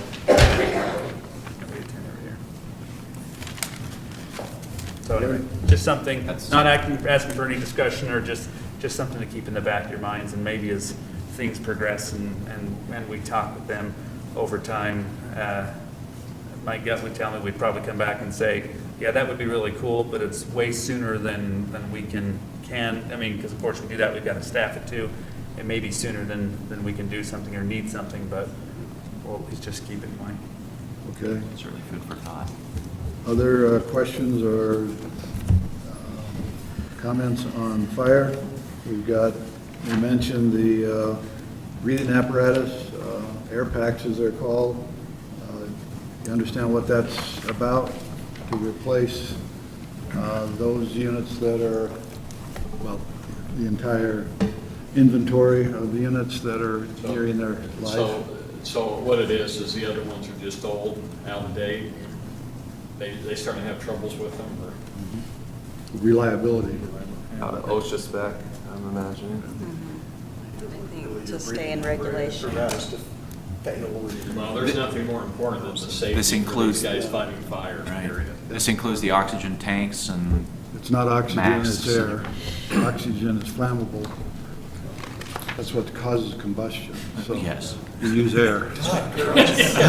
the air tanks, John. Thank you, John. Take it, Mr. I was told that by firefighters when I. Chris, we're not going to put you in charge. Fair enough. They're We clearly not want to be the fire chief. Perfect dioxide tanks. Does that include their masks then as well, refitting the masks, and that's good? Delivery system. Right. That's priority one. That comes before potholes, water mains, everything, yeah, so give them what they need. Yeah. Maybe just a comment related to that. If you'll go to the police budget, the tab prior to that, Back up one tab, sub-tab. and if you go to the third page under capital equipment purchases.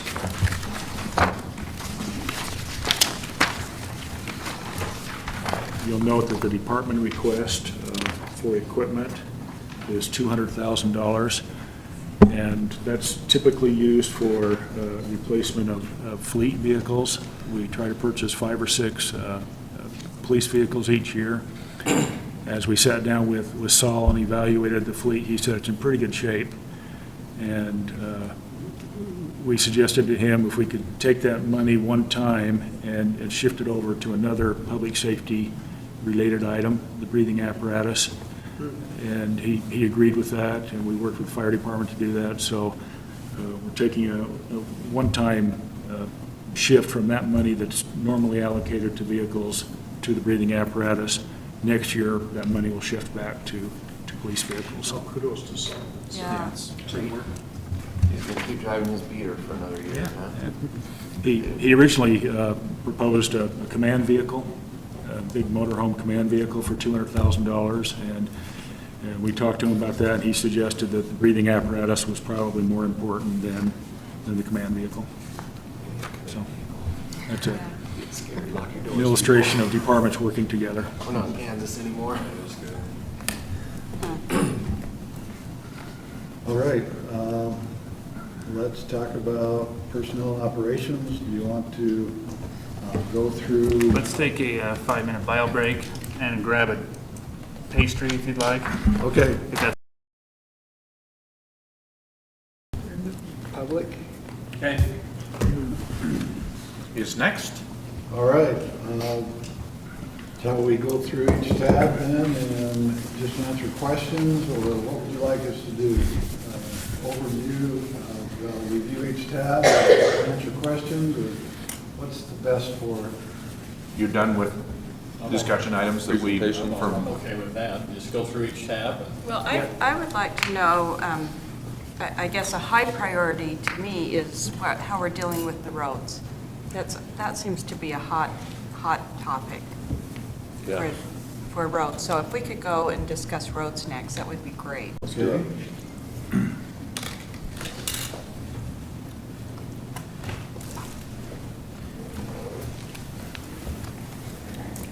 Which roads? What tab The ones is that are patches? Public Works? Public Works. Funding Dry portion. roads.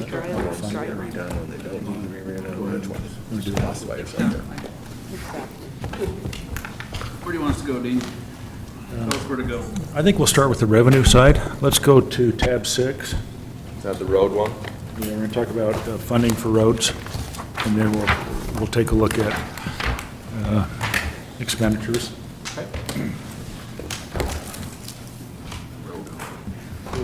You go to the first page under tab 6. I'll go to the paper version. Here we go.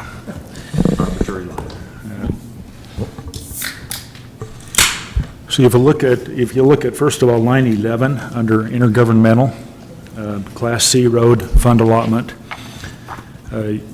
you'll see that the current year budget's $850,000. We're projecting $995,000, and that's primarily due to an increase on the 5% gas tax that was approved by the legislature. And that's restricted money. That's restricted money. I'm talking about restricted money, yeah. So that was the first portion that was passed by the legislature, where it changed from a fixed amount of gas tax to a percentage of the price.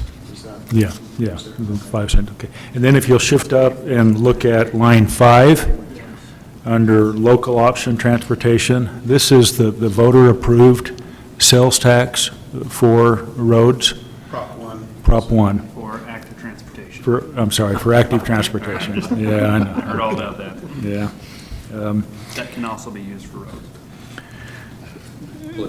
Politically correct terminology going on. As we, Sorry, where was that? Where is that? line 5, 195. 195,000. Where does, I'm sorry, Dean. As we look at how we've presented this, we think it's better probably to move line 5 back down under intergovernmental, since it's not a tax that the city imposes, it's a county-wide tax, so it's intergovernmental revenue that comes to us.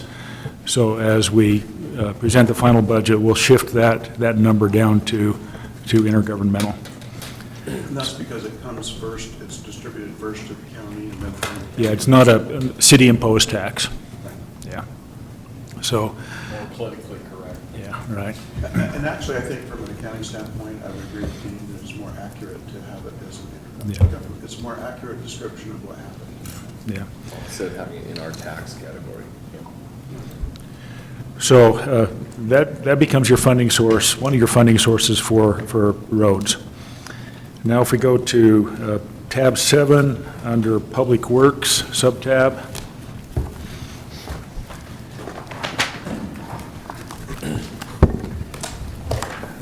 Under Class C roads. So Public Works, or I think Class C roads, the first one. Can you define Class C roads, Dean? That's gasoline tax, essentially. That's the state. State. And that money goes towards maintenance or Maintenance or projects, or repaving or- how the council determines to spend that. Yeah. Okay. And it can even go to curb and gutter, Can, sidewalk. yeah. Salaries. Roads, dude. So on the expenditure side, you're seeing $888,000 for Class C roads, $100,000 for miscellaneous projects, $100,000 for street maintenance, and then the two projects that we've already presented to the council, the slurry seal project, and then the street improvement projects, which you'll see on the following page, the 2016 street improvement projects. So at this point, that's what is included in the budget. You'll note that the revenue exceeds our expenditure amount, so we have created a line item of about $300,000 on another tab that is a set-aside of restricted revenue in order to make the expenditures match the restricted revenue. So there is some leeway on road projects as you determine, but at this point, these are the ones that have already been presented to the council. How do we get funding for Sunset Drive and Shepherd Lane? How do we start that ball rolling? Because it's going to be a civil war down there. People are long-timers and newcomers all alike are kidding around about dropping I-15 as a new boundary and calling it West Kaysville. Dave, How do we get? just a quick clarification question. Is this the same, or Sunset and Shepherd is the same as your email? Because I'm getting Burton. Burton Lane is underway. That's the, the Yeah. one that was the Right. topic of your email was Burton Lane, but then you're also, okay. Yeah, Sunset and Shepherd, basically all the old arteries down there are destroyed, absolutely destroyed. So in all these monies, I mean, how do we go about that? How do we? That's a determination by the council, determine the project costs, and then determine how it fits within the budget. Is any of that under street improvements? I mean, what? No, Is there any just- details about that? Is that Just immediate miscellaneous improvements. You'll notice that there are several sections that have been marked, white paint marks around there. Those are routine maintenance projects. All you need painted paths. You see where they're just Dog tagged? out the They're city right tagged, now. yeah, That's just to go out and repair the. right. Yeah. That's where that money comes from. If we need, I mean, let's say Sunset and Burton, from Old Mill all the way around to Benchland Water District to the bridge, the Farmington Bridge on Shepherd. Let's say $3, $4, $5 million, let's say $4 million. I have no idea what it's gonna take to do it, but that's a long stretch. How do we start the ball rolling of working towards that? There's 4 of us who live in West Kaysville on the council. It's kind of ironic. I feel like that's maybe a little unfair to the rest of the city, but I honestly, I'm open for discussion if anybody thinks there's a worse road in the city. There's, a lot of people say these are the worst roads in the state. And they're not saying that to slam anything, but they're like, when is this coming? A while ago, we looked at What, the your road? area Is that what he's? Yeah, Larry's. Oh, we're worse than your road, pal. We are logged in on that. Go up 50, it's bad. It is so And bad. we could add a few there, too, like Webb Lane and Smith Lane, you know, you've got the junior high and the Smith Lane, you've got the junior high But and. that is your thoroughfare to get through West Yeah, Kaysville. the major roads. People are absolutely fed up. People will go out to I-15, go up north and come down Second North and just all together stay out of that. We're eventually gonna see people, you know, I mean, this is a drastic comment, but forming a civil suit or a class action suit for the damage to their vehicles. It's just getting, it's that bad. There is a plus side. We don't have complaints about speeders on those roads. We know we do too. Look at. No, they don't care. So this is reverse speed bumps, right? That's You can hear right. a truck from a mile away, clank, clank, clank, clank, clank. It's bad. You know, to answer your question, Dave, I think that the best way to do this is we need to look at the whole city. And we, you know, my opinion is, I think we need to get the citizens involved. We need to form a committee, and we need to It's underway. maybe It's do already underway. something, maybe something, this is, we grid the ceiling up, the whole city, and we put people in charge, and let's evaluate all of our roads. And then the people of Kaysville can, then we hold those public hearings, they can see the problems that we have. Even Then the we can- then we engineer. can- Because this is not a cheap fix. No. I No, mean, but we gotta start the ball rolling. Even the engineer for There's no doubt. Centerville, Bountiful, No North Salt doubt. Lake, he's a private firm, he covers multiple cities in his firm. At any rate, his son is on a team with my son and they practice in our backyard.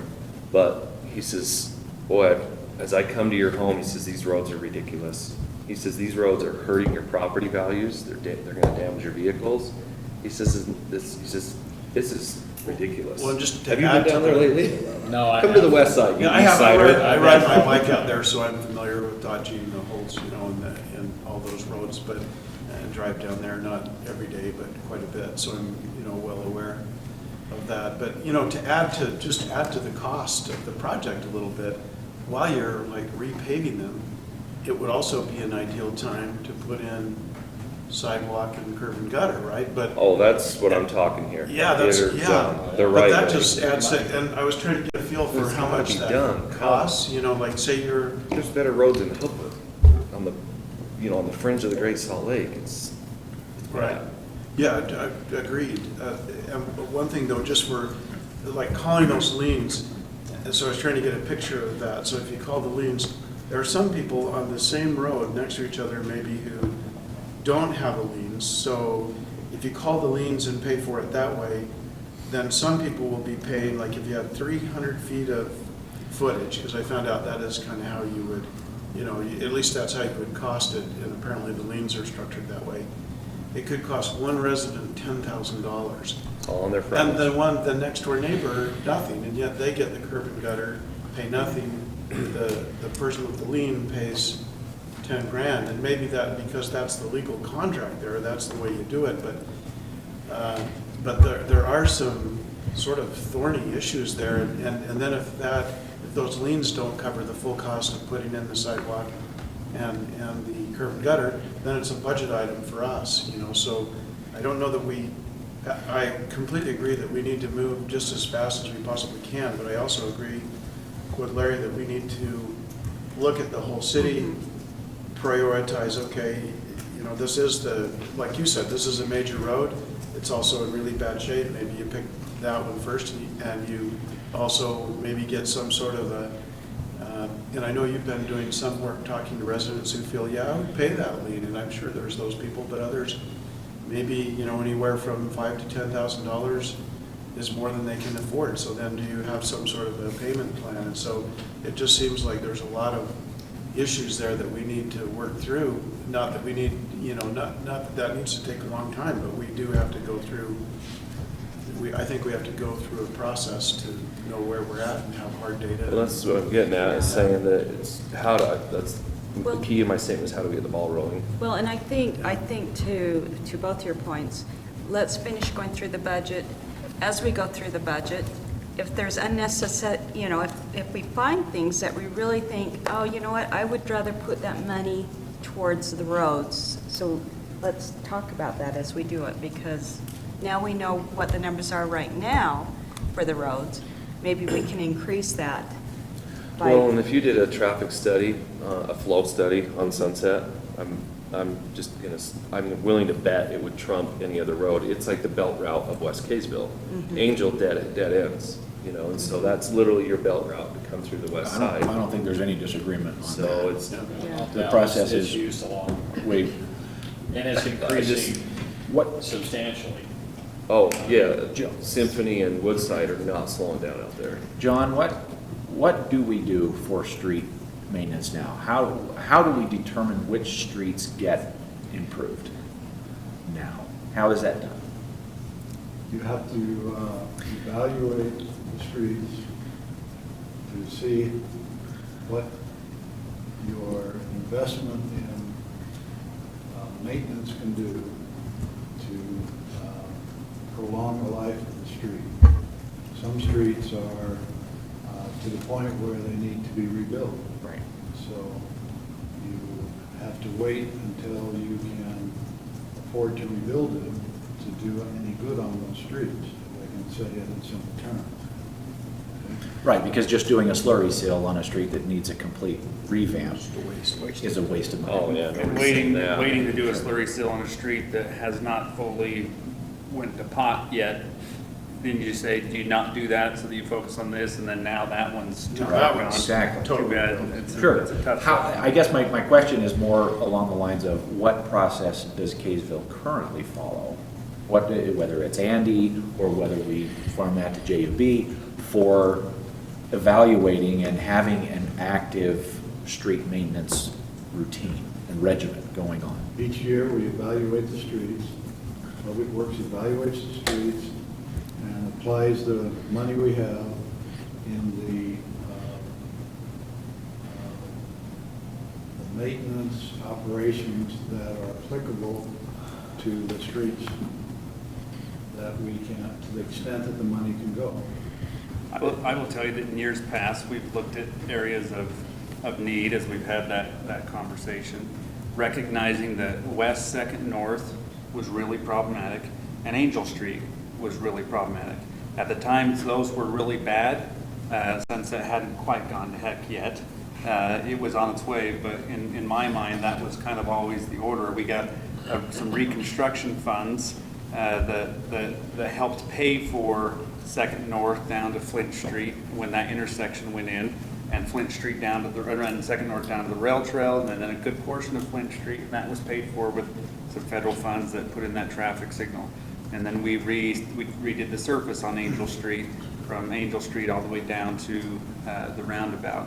I think at least initially with the old council, the intent was then at that point to, at least we thought it would be nice to go to Sunset next, because we got 200 North was very heavily traveled. Angel was really bad. Sunset was bad. It's far worse now than it was when we had this dialogue 4 years ago. And we only did Angel 2 years ago, or a year and a half ago. I mean, so it took some time to get the ball rolling, as to your point. But there's two ways to look at it. It's hard to make those decisions so that someone doesn't say, well, why are you prioritizing 2nd North and Angel Street? Because Mutton Hollow is really, really bad. When are we going to redo Mutton Hollow? You keep patching that, and I hear that occasionally. Mutton Hollow really needs to be redone. You could have a firm, I mean, you can do it two ways. The council can just say, yeah, we think this is the best way. And so staff figure out a way to do Sunset and Shepherd. Or you can have someone, a committee, as you mentioned, look at it, but that might still be who screams the loudest.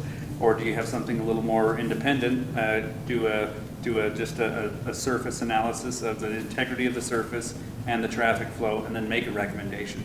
I wouldn't think that would be incredibly costly, but to say, and I think the numbers would probably shake out as Dave was saying, you've got a lot of people covering here, and this surface gets a D- grade and has one of the highest traffic. You know, that might tell you, but you might say Mutton Hollow has a D-, but much less traffic. And so if we've got only a set amount of funds to work for, it goes to Sunset first, because it takes down the biggest need. Yeah, and that's my vote, the third, the independent, and here's why.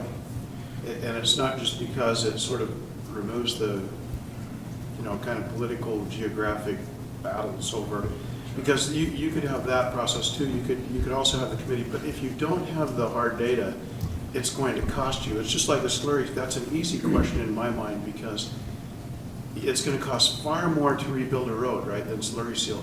So you have to prioritize that first. When those roads get to the point, or when they're new, whenever that point is, I'm not an engineer, but when you get to the point where that road needs slurry seal, you've got to do it. Because we're not just budgeting for this year, we're making decisions that are gonna affect 5, 6, 7, 10 years from now. And if we have to continually rebuild the whole road at a much bigger cost because we didn't extend the life 50 to 75%, we're never gonna get ahead. This was, the whole point about, sort of looking forward and efficiency. What's the most efficient, most cost-effective way to go? And you have to have the data and the science to answer that question, number one. But slurry seal seems like an easy one.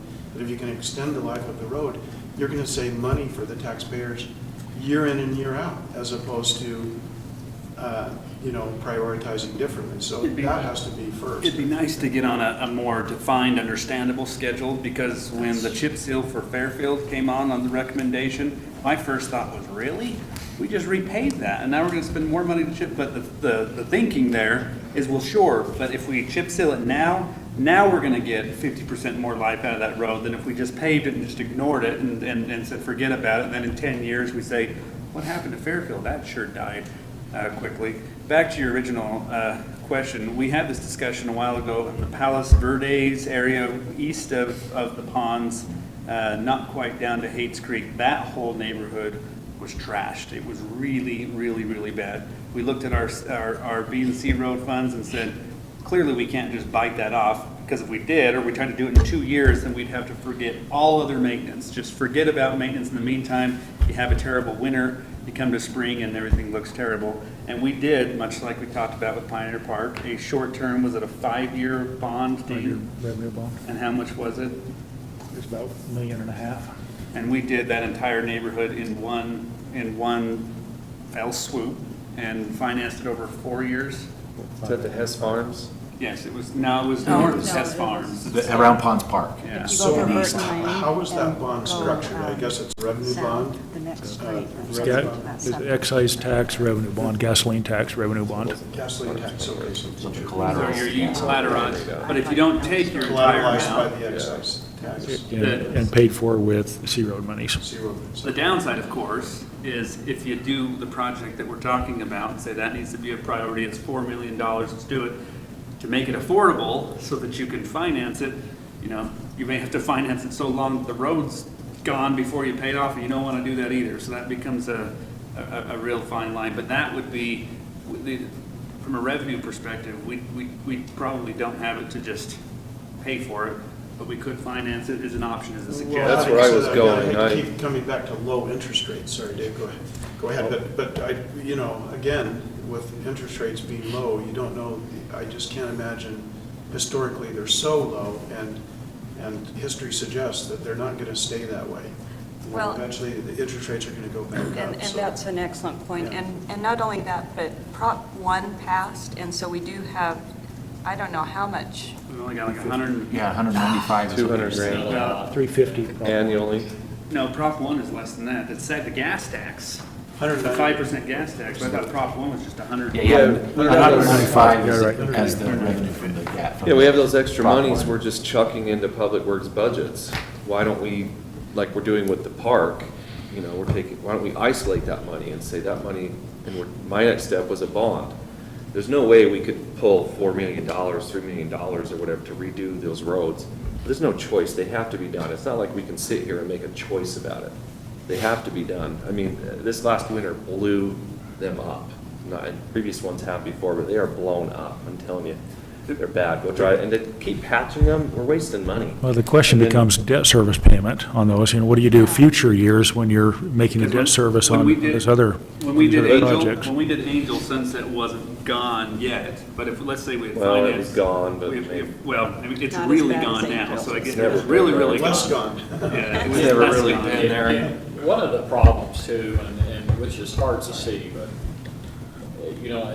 one of the reasons that Sunset is deteriorating so quickly too is because of the construction down there. I mean, when you have construction and you have Heavy dump equipment. trucks and everything, it's just like, Dave, man, your company destroyed our roads, you know? Now fix them. Yeah, that's right. But you know It's all what? your fault. In a lot of ways, I can tell you that if you know that you're gonna have the next 2 years of heavy construction down in a particular area, it's, to be honest with you, it's nuts to sit there and put a ton of money in that because they deteriorate roads so quickly. But if you know that you're just finishing up on phases, you're not gonna have that construction down the road, you wait till that's done, then you budget it in, you put it in place, then you have a new road that doesn't have that huge impact of construction. See this And east then- side It's important distinction. gunning down because his neighborhood's all built. You look at what Layton did. They Not a dumped last twice as millions. long. They dumped millions and millions and millions into Gentile 10 years ago, and that's not developed out. The reason it's blowing up is because it wasn't designed. The spec of Sunset Drive was not, and Shepherd were not designed for this. It's more I of a mean, they're country 40, road. 50 years old. Burton Lane, just 30 years ago, was road base. They're just not designed for what's going on out there, and I think that's where the issues are coming into play, is the infrastructure wasn't put in place.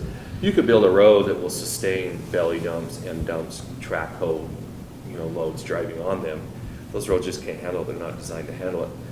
So I see it as something that has to be done. There is a committee being formed, there is a lot of unrest.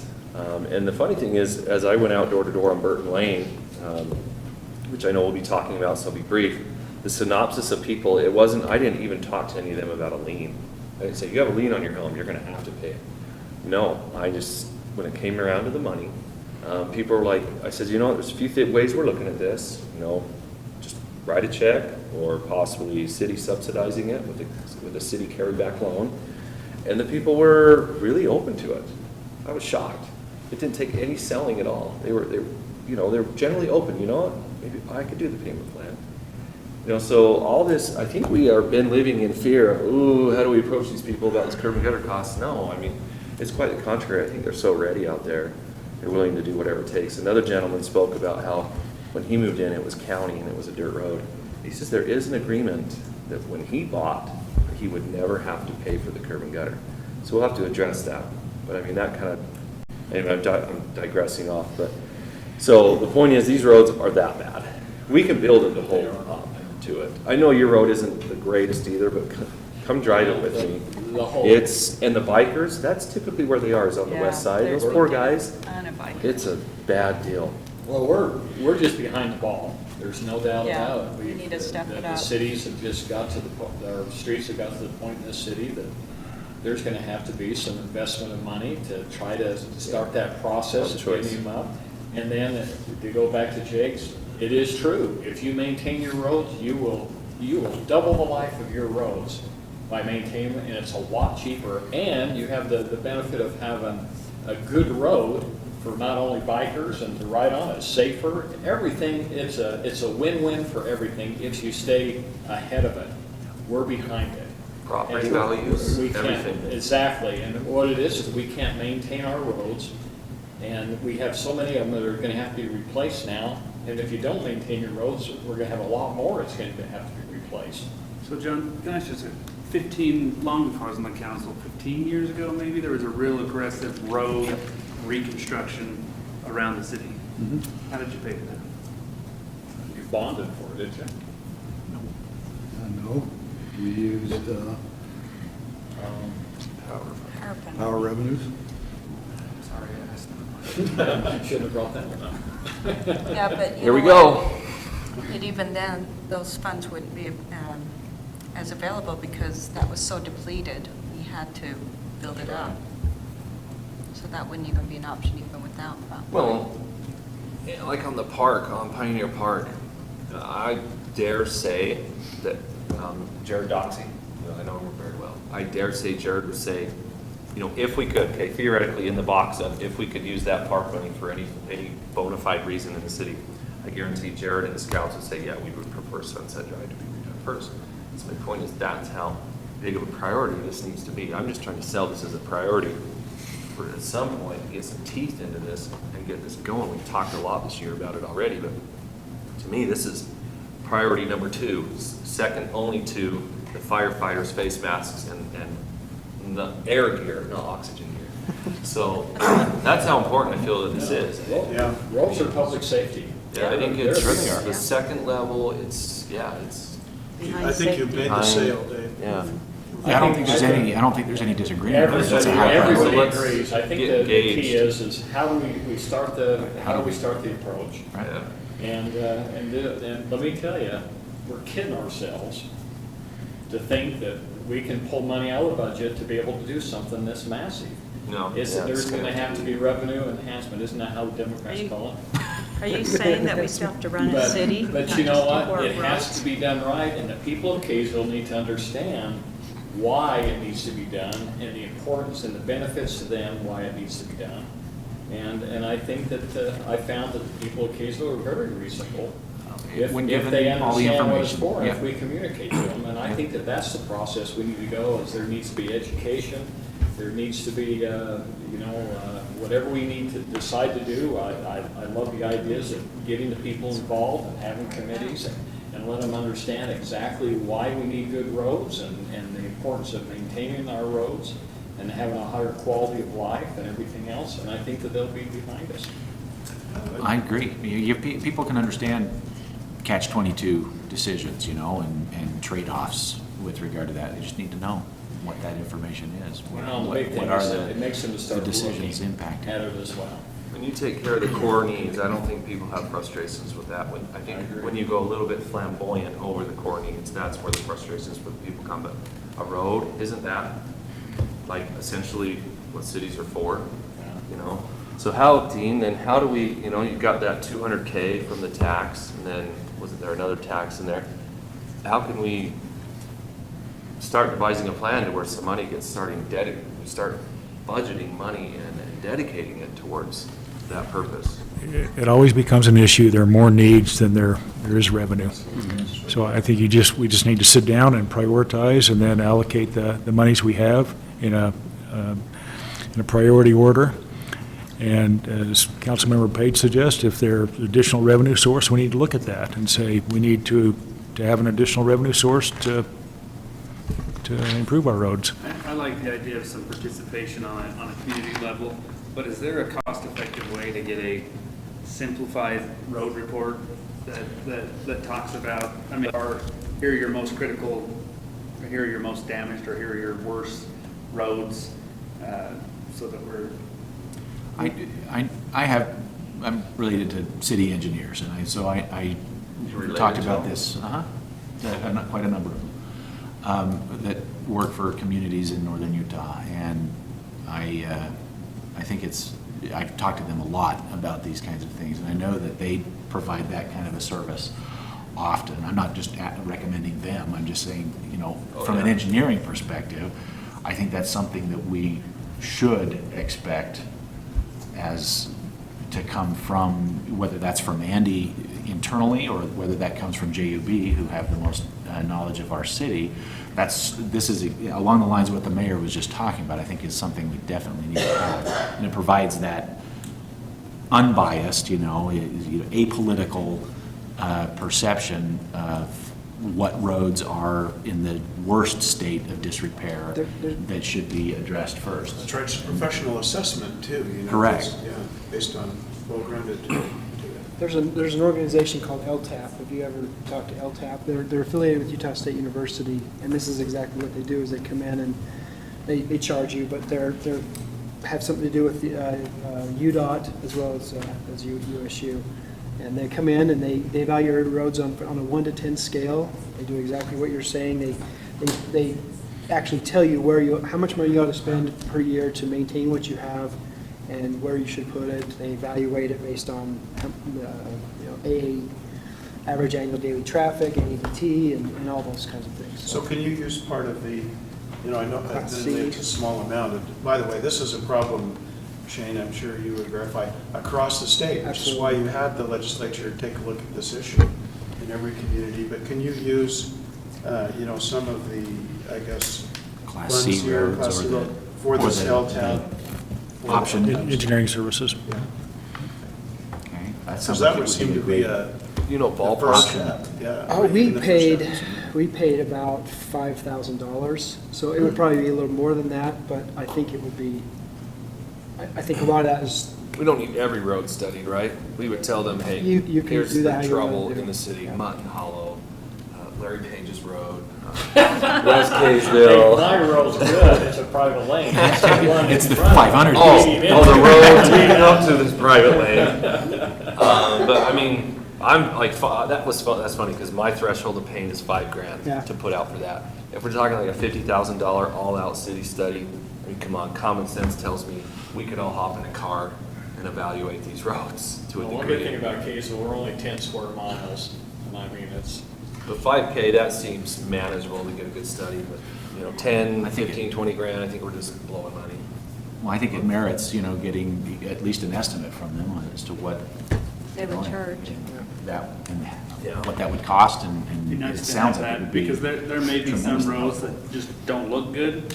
They have a lot of little cracks in them, but structurally, they're fine.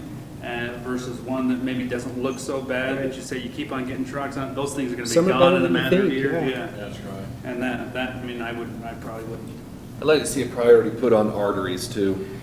Hess Farms got redone last year, and as I was going door to door campaigning, people are actually literally ticked off that it was being done. And I said, why? Are you kidding me? And they said, because our tax dollars are going out the door and these roads are not worn out. This is disgusting to us. So I'd like to see us focus on arteries, and then, because that's your dense traffic. And then we can hit some neighborhoods later, unless there's a neighborhood that's just absolutely terrible. But these arteries, Mutton Hollow's crumbling. These Well, arteries are I think dying. that goes to Yeah. the communication element here as well. I don't know specifically about Hess Farms or why it was completely redone. Sometimes streets are redone because there's a water project being done in the area, or I don't know.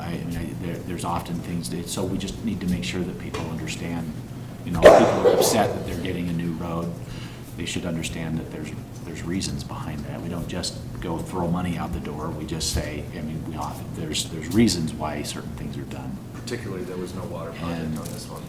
Okay, I'm just saying that in To answer general. Dave's question, how we get it going, I think this is a good way to, let's Yeah. give some numbers to see Yep. what it looks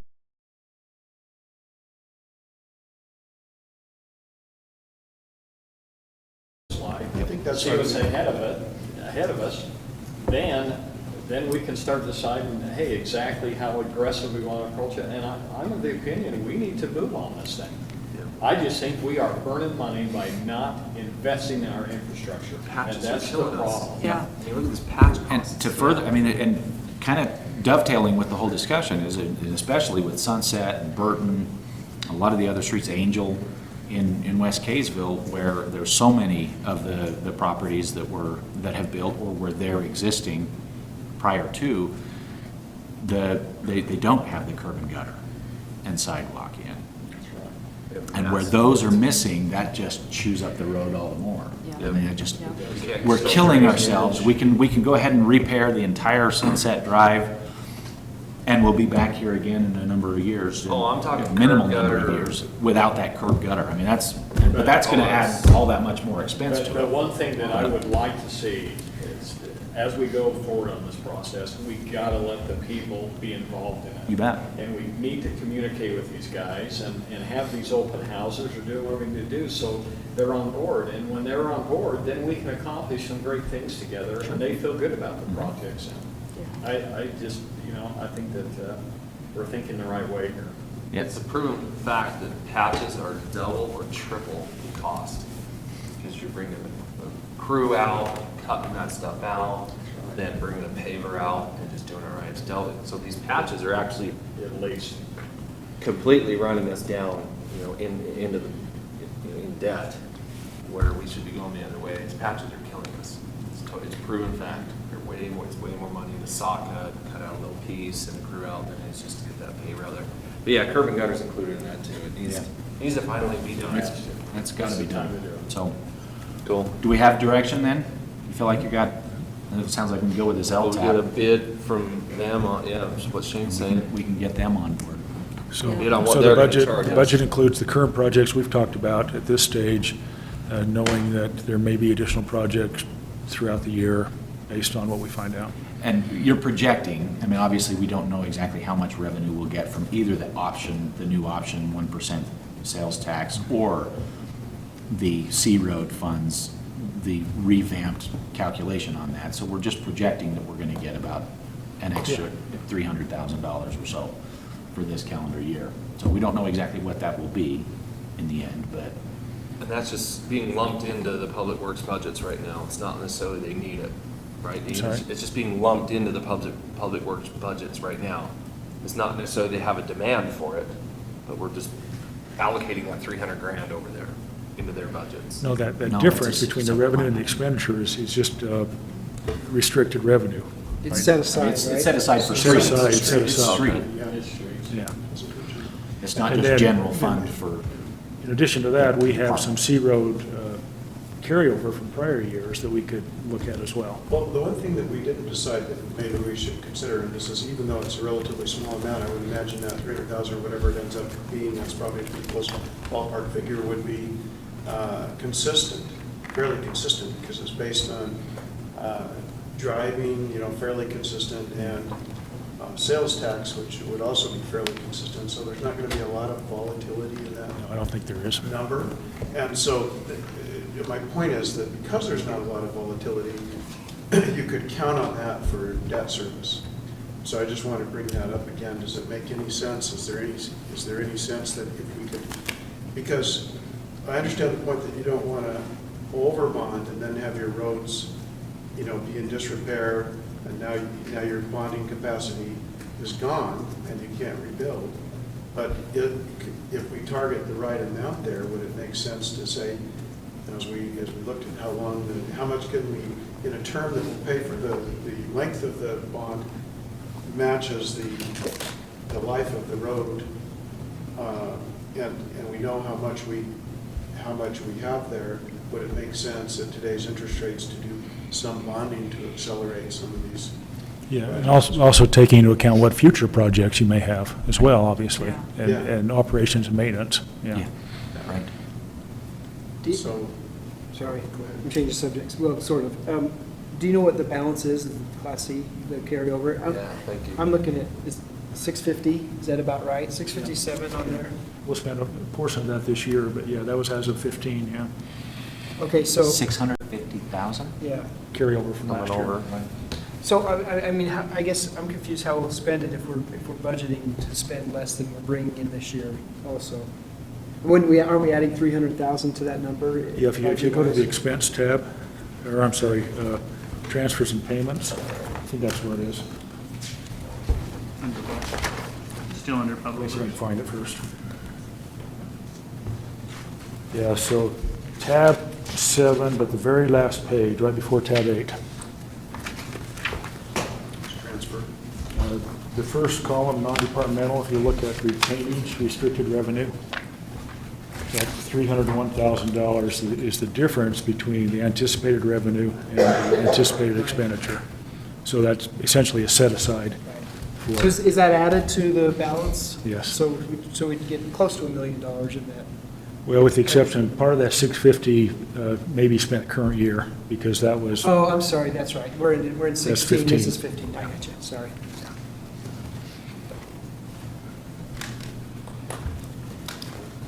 Okay, I think we have some direction. yes.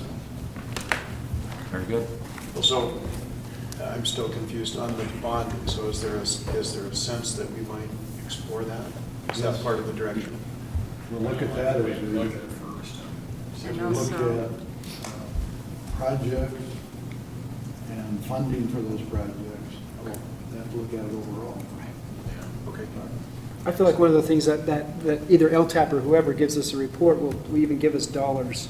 You should spend 800 grand this year and 900 next year, and it really breaks it out that, I mean, we don't have to do that, but then at least we can look at that and say, we can't afford this, let's bond or whatever, I think that'll help.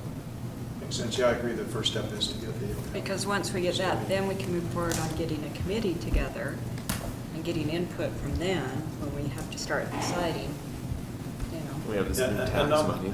Not that I would ever, Right. So we don't have to do that. Not that I would ever disagree with you, Dave, a little bit, but I agree, maybe you don't want to look at every street in the city, but I also wouldn't want to, as long as you're getting them out, underdo the study.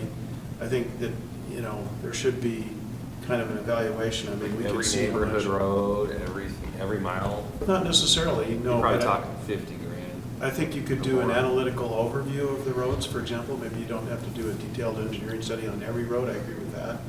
But I would like to get a picture of the whole city. I wouldn't classify it a disagreement, Jake. It's just a difference in, the way we view things. Fair enough. I could drive these roads and tell you what needs to be done. It's just my background. Because there's a lot of issues, that's just like, when a developer develops a subdivision, and then he has a brand-new road that's turned over to the city. But I think a lot of times, we don't maintain them, and then pretty soon, they're bad. Where if we would seal them on a regular basis, I mean, we'll extend the life of those roads, we don't have worries with them for a long, long time. But I guess that's the whole thing. I just like to get to the point where we have a system down, know what we're doing, and try to get ahead of the thing, and then consistently invest into that and pay what it takes to maintain our roads. And it's going to be so much cheaper in the long run. Yeah. Instead of hitting critical mass and then we have to replace the roads. That's expensive. And that's where we're at. I think that's With kinda where we're at. many I of think our as roads, efficiencies begin to go up, I think this is gonna organically, I agree. I'm behind with that, but I think as efficiencies come up, and, we look really hard into things as to why hasn't this been happening? I think organically, a Well, I lot of know- what you're saying is gonna happen A organically. lot of it costs money to maintain them, but, it's always easier to kind of, what is it, kick the can down the road? Everybody says, hey, it won't be my problem down the road. That's another game we can play on the blacktop, maybe we can get that park money. Now we got street hockey, I'm seeing us classifying this, dude. There's that park money coming. That's creative accounting. Dave, if anybody can convince the state, you're the guy to do it. Yeah. No, it'd be Lyle. Yeah. Inside joke. Sounds good. Okay, we've started talking about questions you have.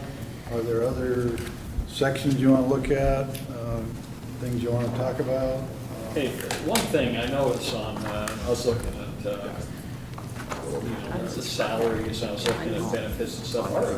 The benefit costs, I noticed, they didn't go up a lot this year compared to like other years. And it's probably, I bet you 90% that's probably with health insurance. Did we luck out this year, or how come I didn't luck out? Mine went up 60 or 40%. Your health insurance? 40%. Yeah. That's Obamacare? That's self. Yeah. Anything to do with Arch's Day, there's less competition in the marketplace. I don't No, know. it- Well, I tell you, it's there. In regards, You want the city council to be on the health plan? Yeah, let's pass that. That'd be good for For me. us self-employed Hey, So what does our health insurance cost look like this year? okay. compared to- In regards to health insurance, we anticipate an increase. Everyone was telling us anticipate 7 to 8% increase. We prepared all our documents to go out to bid like we do every year. A lot of the carriers would not bid on our health insurance until we got our renewal rate back from our current carrier. Our renewal rate came back at 1.7% increase, which was phenomenal. I went to them and said, if I don't put it out to bid, will you drop that to 0% with no increase? And they hemmed and hawed a little bit and said, yeah, we can do that. So first year in a long time that we've had 0 increase on health insurance and dental insurance. Do they individually rate it out as a group? Well, It's a group, yeah, rating, Just a group rating? yeah. So we were surprised, pleasantly surprised. So that's the status on health insurance. That's unheard of. In health insurance, anyway. Yeah. That's, it always goes. Sure. Yeah. As we're going along and we don't have any casualties or any needs for that, anything really out of, anything catastrophic, do they ever give us, kickbacks or, in our rates or reductions or anything? Not on health insurance, no. Oh, Supposedly, we'd have a better rating, which would affect our premium the next year as a group if we have a Hopefully good it would rating. And that's Right. ideally how it should work. But Exactly. There's other factors too, unfortunately. Exactly. I mean, that's how they determine your premium. Yeah. So as long as you're not getting hit by cars and. Right, it works both ways. Somebody has a heart attack, everyone's like, oh. Now, the last few years, it's just been bad. It's been driven nationally, by Obamacare. It's been a I think very- part of that has helped, that a few years ago, we changed to an HSA plan, which we Is it anticipated would curb the increases, and it has. And Yeah, not only we were seeing 8, 10, 12% a year increases. And about 4 years ago, we went to a high deductible HSA plan, and we've been less than 5% each year since. And maybe ironically, I think employees love that. I know I Oh, it's do great. HSA because It's the best. you get to keep it, you feel in control, you're managing your own Yeah, healthcare. put you in the driver's seat much more. Yeah, it's been very positive. It wasn't when we rolled it out, but it's been very positive. Yeah, no rollout. It was- Yeah. I just have a question, and stop me if this is not a budget item, but I'm almost sure when I reviewed this a week or so ago, there was something about Yeah, the stop. option. No, I'm just kidding. I said stop you, and I was trying to stop you before you. Stop before you- That's a joke, and it's No, still it's early for me. Plan. Option tax for recreation, and something like, I think 10 of the 15 cities in Davis County already have this Right. arts and rec tax. It- And so that would, would that be something, that's something that has to go on the ballot, right? Yeah, yeah. So it's not really a budget issue at all. No, it was something that when we were talking about accelerating Pioneer Park, it seems like that issue came up. So we included a worksheet in the budget, just for your information, that if we implemented the zoo arts and park tax, or whatever it's called, RAP tax, or ramp tax, or whatever they call it, then it would be about $250,000 per year, an estimate. Okay, and so what's the process? The city council just decides in a meeting to put it on the ballot? You have to put it on the ballot, and there's a process you go through. And what can that be used for, basically? I don't have the statute with me, but recreation, arts, parks, facilities, and operations. So about anything. About anything Parks and Rec. Rec-related, community event-related, yeah. And it's 1/10%, right? Yeah. Okay. Along those same lines, some cities are doing this road fee. Have you heard about the road fee? I don't know, the league I know is down on it, I guess. But just a fee on your bill that's just for roads, and it's quite controversial because they feel like you're trying to get around the truth and taxation process. Yeah, your utility bill. Yeah. A separate line. Separate line item. So there's 7, 8, maybe 10 cities in Utah that have implemented this road fee, and it's being challenged. It may have to go away too, but. Because others have talked about a police fee. Sure. Send you a Where do monthly you invoice stop? for your police, and that becomes the problem, is where do you stop? And then folks say, well, you keep on adding these fees that have no truth in taxation. Yeah. Yeah, I would almost argue in some ways it's more transparent, you know, it's the user fee idea. This is how much you're paying for this particular service you're using or whatever. Not that everything would go there, but if, you know, I would think that if it's on your bill and described as a road fee, it's pretty transparent. You can show how you restrict it to roads and. It's certainly something Something to a think lot of about. other communities have done it. Yeah. They're the guinea pigs right now, I think, so. Okay. Do we need to talk about employment, or, you know, the employees, staff? Can. We don't think so. We're not adding any programs. Yeah, there's no new employees. It sounds like our health insurance has not changed, which is great. Yeah, we can talk about that if you'd like. Well, I think the one thing that, as far as how you do increases for staff, and maybe that's what we need to hear. Okay. Let's go to tab 4 then, and we'll just spend a few minutes there.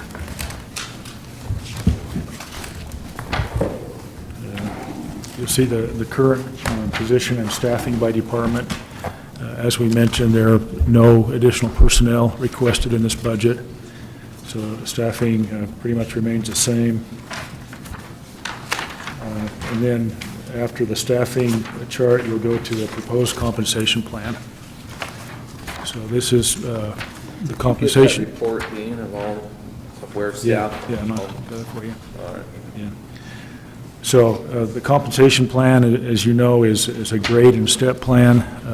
Employees are assigned a grade based on job duties, responsibilities.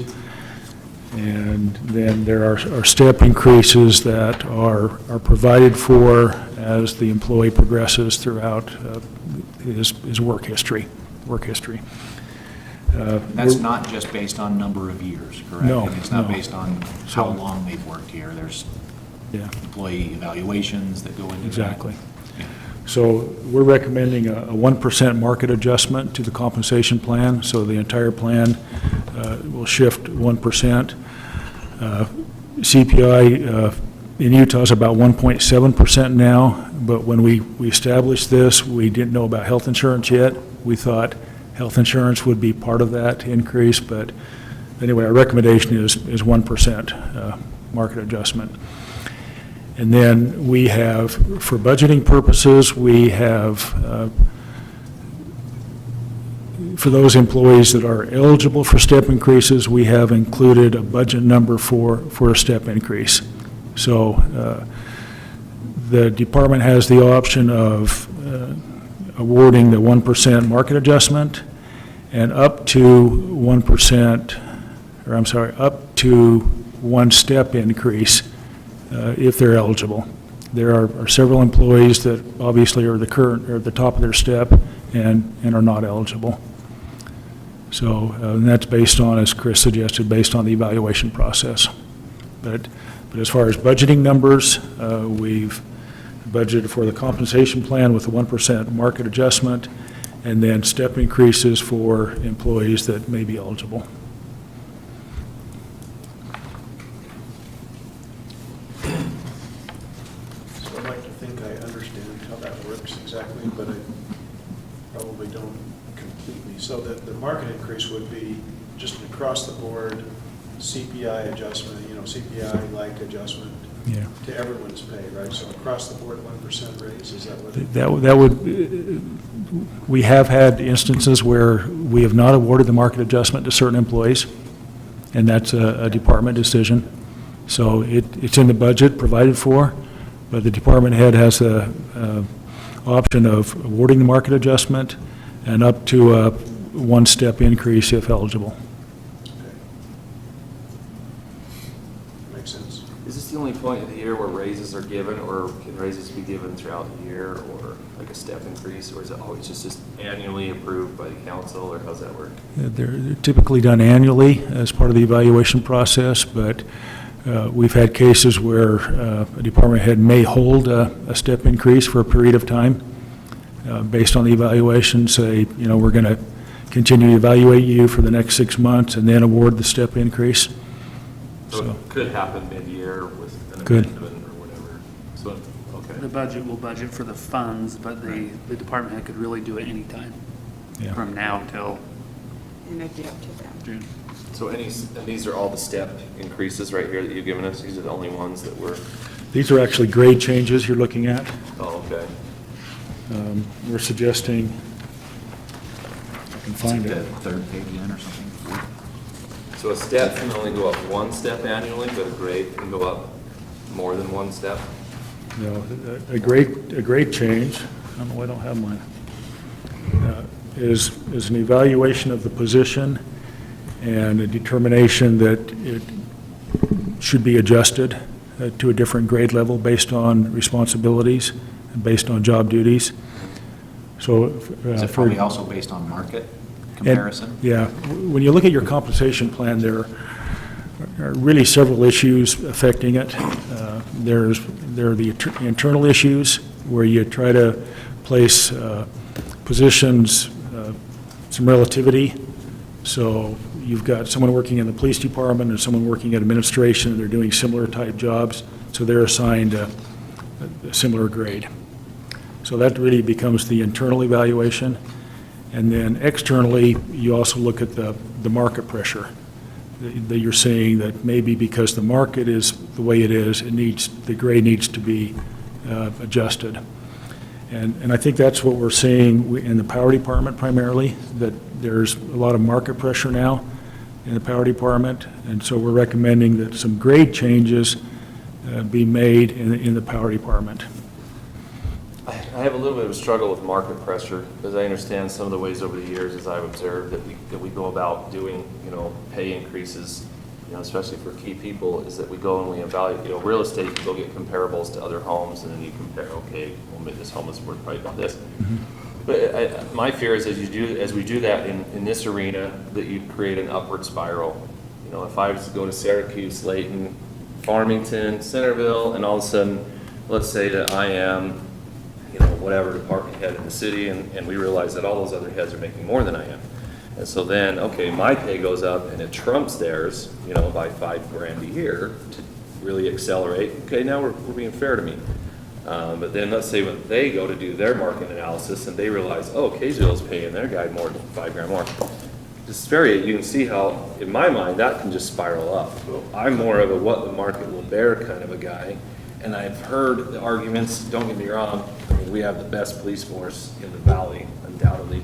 But I just heard it a few weeks ago from a friend of mine in another city who's like, oh, you guys are the highest paid police force around.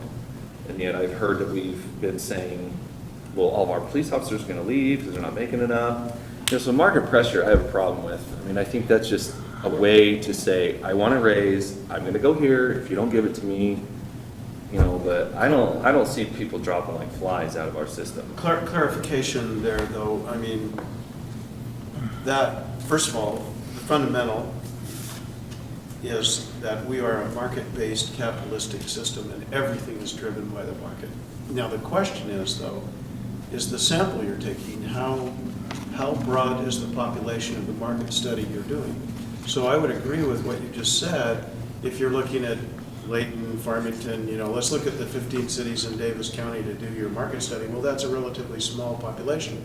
So you could get an impact, you could get a skewing of the market data by just staying in that small set of data. But if you expand that out, the larger your data set, the more that there's not going to be sort of this, like you talk about in the markets for securities, where one market maker can drive the whole market, at least temporarily, because of their buying and selling operations. They can skew what would otherwise be maybe a more fair market. But so I think the point is not that the market doesn't work, because if we're not a socialist or something, we think the market does work, right? But how good is our study in evaluating the market?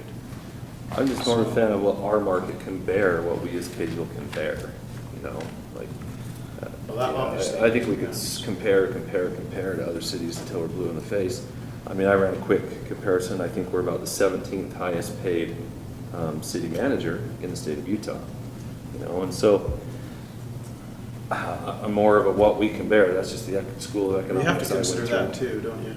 One distinction that I want to make real quick, though, is that these, if I'm not mistaken, correct me if I'm wrong, but these grade changes are not pay increases. So in other words, they're more driven by what is the range, and is the range of pay that a particular position could receive, is that competitive, or does the range need to be adjusted? That doesn't mean automatically that an employee is going to get a pay increase. Right? That's correct. Yeah, and I'm glad you went there, Jake. I don't understand. So city manager going from a 13 to a 15, what does all that mean right there? In my understanding, we've negotiated Shane where he's going to be, I don't So it doesn't impact Shane's pay, but it does in the future. Let's say just hypothetically, I'm not suggesting this, but let's say he stays 36 years like John did. Well, then by adjusting, then you'll hold the second record in the nation. I'm going to go 36 hours in one day. Just to beat him. He lost the record. but by adjusting that range, that means, however long that period is, you're able to, or even a new city manager in the future, you're able to pay within that range. The range is like a limit. It's not something you typically see in the private sector that establishes a range, but it's very common in government, whether it's state, city, or whatever, federal. You have pay grades, you have a range. What's the 13 range then? right now? It's just a, That's Like the range. 150 grand to 160 grand, or what is it? No, 13 is 118. Is the top of the mark. Is the and top. low is whatever. Oh, well, okay, now, So okay, it's- we're talking you net just moved gross, it. so you're No, talking net. no, we're talking compensation range. so Well, if 13 is 118, and that's where the city manager role is at right now, So that's He the means- top he means at the range. Talking top of salary. the mark, so the range can go from like base salary 80,000 to 120. And so that's 13, and so when they went to 15, they may, have- you can do it either direction, but you could go up to 90,000 into 150, or, and the city manager, whoever it is, will still live inside that system somewhere. They could be at the top of the mark, they could be at the bottom of the mark, but that's the range you want to pay your So city just- manager, or whomever. just wanted to give a quick example. and that's Dave. salary though, that's not like Just salary. state right It's salary, to it's salary. 100, yeah. So let me just say, so when I graduated with my master's degree in the 80s, and I went out to get a job with at that time, Big 8 accounting firm, my first salary was $20,000 a year. Okay, well, they're not hiring MBA, they're not hiring MBAs with CPAs at $20,000 anymore. They can't get CPAs to come work for that amount in 2016. But because there's this artificial cap, like let's say that CPA firm said, we've got a cap, and that cap is $20,000. We don't pay new staff people, no matter what degree they have, any more than $20,000, and they left that cap in place, then maybe that's why there's a big four, Now the four that are only paying $20,000 in 2016 could no longer hire anyone. So if you never adjust this range, then at some point that cap becomes unrealistic compared to where the market, inflation or whatever is going. So in order to stay competitive in the marketplace, you have to occasionally adjust that range. I understand all that, I'm just trying to figure out what inspired this. We've already kind of got Shane and got his salary figured, and why are we taking It's not two? I don't think it's connected. You go down the line here and it's like there's half a point, there's a quarter grade. So why are we doing it now? What's the rush? What's the concern? What's the need for Just this? regular course of business, I think. This is just the time done to do it. effectively, well, not for all these positions, but this is evaluated annually at the budget season, Yeah, which well- positions are out of whack compared to the market. Well, and which there are have ranges a that lot of are. positions out of whack, but we think these are the most significant positions to look at making a graded adjustment this year.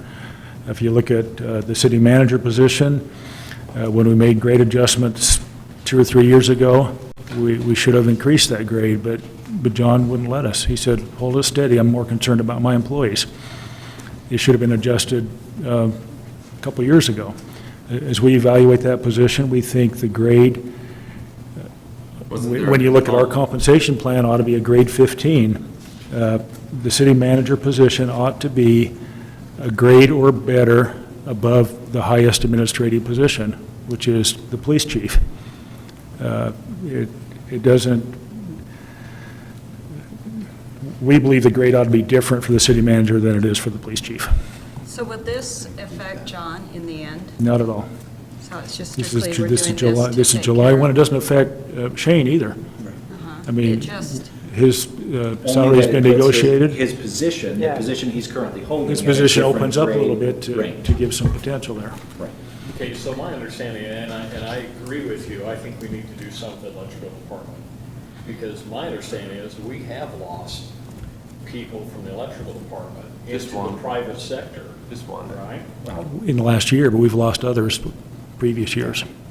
So, and I mean, so the thing is, if we can't compete with the private sector and want to keep these people, I mean, there has to be compensation. I mean, it's. I know these gentlemen, though, they left over disabled Well, it could bodies. be, I don't know. Let's I was not looking at spin this into what it's not. Mike looking at Mike that. Colstay went to work for EPNL in the last 2 years. There was another one as well that went to what's that? Hill Air Force Base, but there was another one that went up to a power utility in Wyoming as well. So, yeah, but yeah. didn't we increase last year for the power department? I thought we'd actually done. If an they were increase eligible last- for, if they were eligible for a step increase. Yeah, I I That's thought we- different. These- than right, That's grant. different than a But grade. these are just. This is like the range it shows. I guess this has been turned up enough that we don't have to talk right into it. Here's It's the pretty loud. I was looking at a study that compared public sector employees across the board for every state, a national study, every state in the federal government, and federal government fares a little better than the states, but looked at state employees and private employees for like kinds of work. For example, an engineer or an examiner like I have. There's private examiners and, public examiners. Anyway, it looked at this is an average, so you can't go into one category, but it's, build up from the ground up, looking at every position and saying, okay, if you looked at salary and benefits for government workers as opposed to private sector workers for the same line of work for every state. And every state's a little bit different. Utah was kind of interesting. I shouldn't actually speak the numbers because I can't remember exactly. It's somewhere, so I won't say, but clearly the public workers' salary was tend to be a little better in the public sector, which brought the public sector up pretty close to private, still a little bit below, but pretty close to par if you consider benefits. So, and that's interestingly enough, that it coincides with the, I think, public perception that, the pay is a little less, and the study would confirm this in public sector work, but the benefits tend to be a little bit better. Well, So, I don't think it's always pay that causes people to go. It could be better working conditions, better working environment, less duress. Pay's not everything, triple. So I like your point, Larry. I agree. We got to be competitive. I think we need to be competitive in, the social side of things too, in the environment. That there can't be duress. I think that would drive a guy to shift more than $1 an hour increase in hourly wage. Yeah, you can pay somebody enough if it's a bad environment. Yeah, you just can't.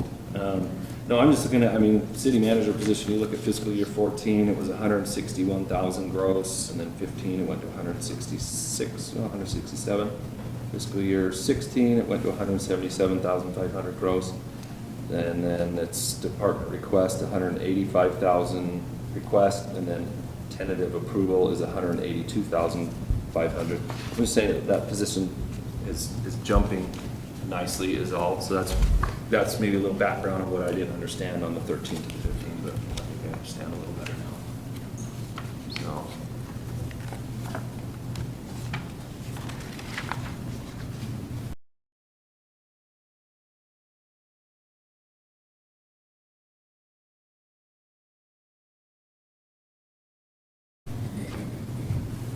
Well, I just think, speaking of this, in my view, that makes sense to have the city manager be a grade above pinnacle grade. those who report to him, right? Also, right now, it's even with the councils in the future, the flexibility Exactly. to work in that grade range. Exactly. That's correct. Exactly right. Cool. Thanks. I liked in the interview processes with the top two interviewees for city manager, one of them talked about having a 7% all across the board cut, and one of them talked about having to do a 10%. You were the 7, weren't you? We were the 10. You were the 10. Back in 20. So, yeah. So I don't know, we haven't talked anywhere in this meeting about how, hey, what's really needed, what could be cut, what could we take a hard look at, as we went through those budgets earlier, John, and you expressed to us that everything is balanced and there's no increases. Just, you or Dean maybe offer me some explanations if you wouldn't mind, just help educate me. If you go into, a lot of the let's go back into like the water. If you go, no, not water, let's see sewer. So the sewer utility fund, current fiscal year 16, grossed out at $1,993,400. The department request is $2,123,000, and it looks like, Dean, you're tentatively approving that. And so, I don't think we've really been introspectively looking into that, So I guess the final column approval is our approval, correct? You're So I looking don't. at, I'm sorry, you're looking at sewer fund? Yeah, sewer fund. Okay. So. 2.1 million. It's probably more appropriate to say it's a suggested budget rather than it's a Dean's approval. Oh, tentative approval, I said though. Well, I So wouldn't Dean, didn't you use say the the word tentative column is approval. kind of like you saying tentatively that will work? And then the Yeah, final that's column a- is council. Yeah, the final column approval is the council's.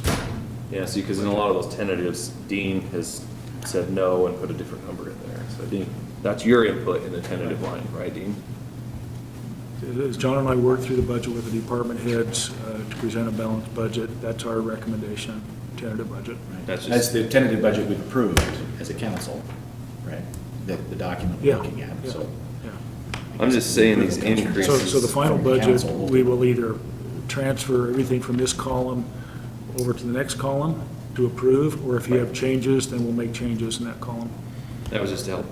I understood. Yeah, I that. understand That where was you're just going helping to. clarify. I'm sorry to be so picky, I just wanted to be careful to, because the only approval, the only people that can approve is the city, body that can approve is the city council. Yeah, I think you just misunderstood me. I was clear on No, I that. understand you. I'm more asking, so you got an increase on that one of, $130,000, and then, Let's look at that on the sewer budget. You'll notice that most of that is a pass-through, so as the city grows and continues to collect sewer utility charges, most of that is passed through to Central Davis Sewer District for treatment. So that is just as the city grows, new customers come online, pay their sewer utility bill. There's a slight number, 17,000, I think, for our administration, or $62,000 for billing for the sewer district, and $2 million transferred to the sewer district. so we're not allocating more to those funds. You're saying that's projected future income into the sewer fund? I mean, we're projecting more, but it's because there's additional revenue as well. More people, more flushes. So some of those are, I mean, with the sewer specifically, some of those are our expenses, our billing, our administrative efforts and whatnot for doing that. But effectively, from a grand scale and scheme of things, almost, what's 2 million to 2.1 million? I mean, The bulk of it that's is- 97% of that Yeah, the bulk of gets it's passed right transferred. on straight to the sewer district. And do we have any power to negotiate how much Central Davis Sewer charges us, or do they just say, here's the? The council here's has all the number? power. They either accept what the sewer district charges or not. Right, but I mean.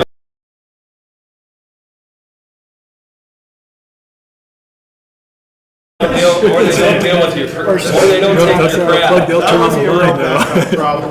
Yeah, that would create a I potential guess what I'm saying problem. is we. That's we the don't- wrong department to mess with. You don't give them any crap, Jake.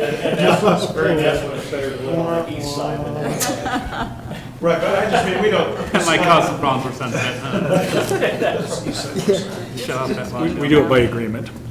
We do it by agreement. Does each city negotiate that individually, or? It's the same for all It's the the same for three all- cities that belong to Central Davis Sewer Three District. cities, okay. Is it per connection or per Yeah. household? Well, for residential, yes, Yes. commercial, no. Okay. Is commercial based off of water use at all, or? Commercial, there's a base rate based, and then there's a winter water average.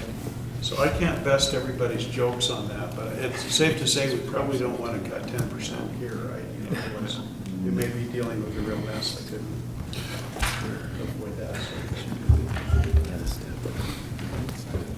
There really isn't much for the city to cut there. I mean, No. we don't employ anyone here. I mean, we don't have any city employees that do this. I mean, or that are dedicated to just this. I mean, they do Well, other duties and Our whatnot. public works employees may respond to an incident. Right. And that's where we account for some of that salaries and wages. Yeah. But we don't have one to maintain the lines. or- Exactly. I mean, the sewer district is the sewer district, and this is effectively a pass-along charge. Also, just a question for you, Shane. I think the reason that Pearland had to cut the budget 10% was because of revenue shortfalls, Correct, right? correct. And just to be clear here, not that we shouldn't cut if there's someplace that makes sense to cut, but I don't think we faced that in the budget this year for Kaysville where revenue's down and so we're forced to cut, Yeah, right? revenue shortfall. So it would be it would be a discretionary thing if we decided to cut somewhere. Yeah, the closest thing we had to that was, what, 2007, 2008, where we essentially held budgets 2 years the same. You know, no personnel increases, no operation increases. And by the way, it's remarkable how well Utah cities did, including Kaysville, compared to nationally. I mean, you've got,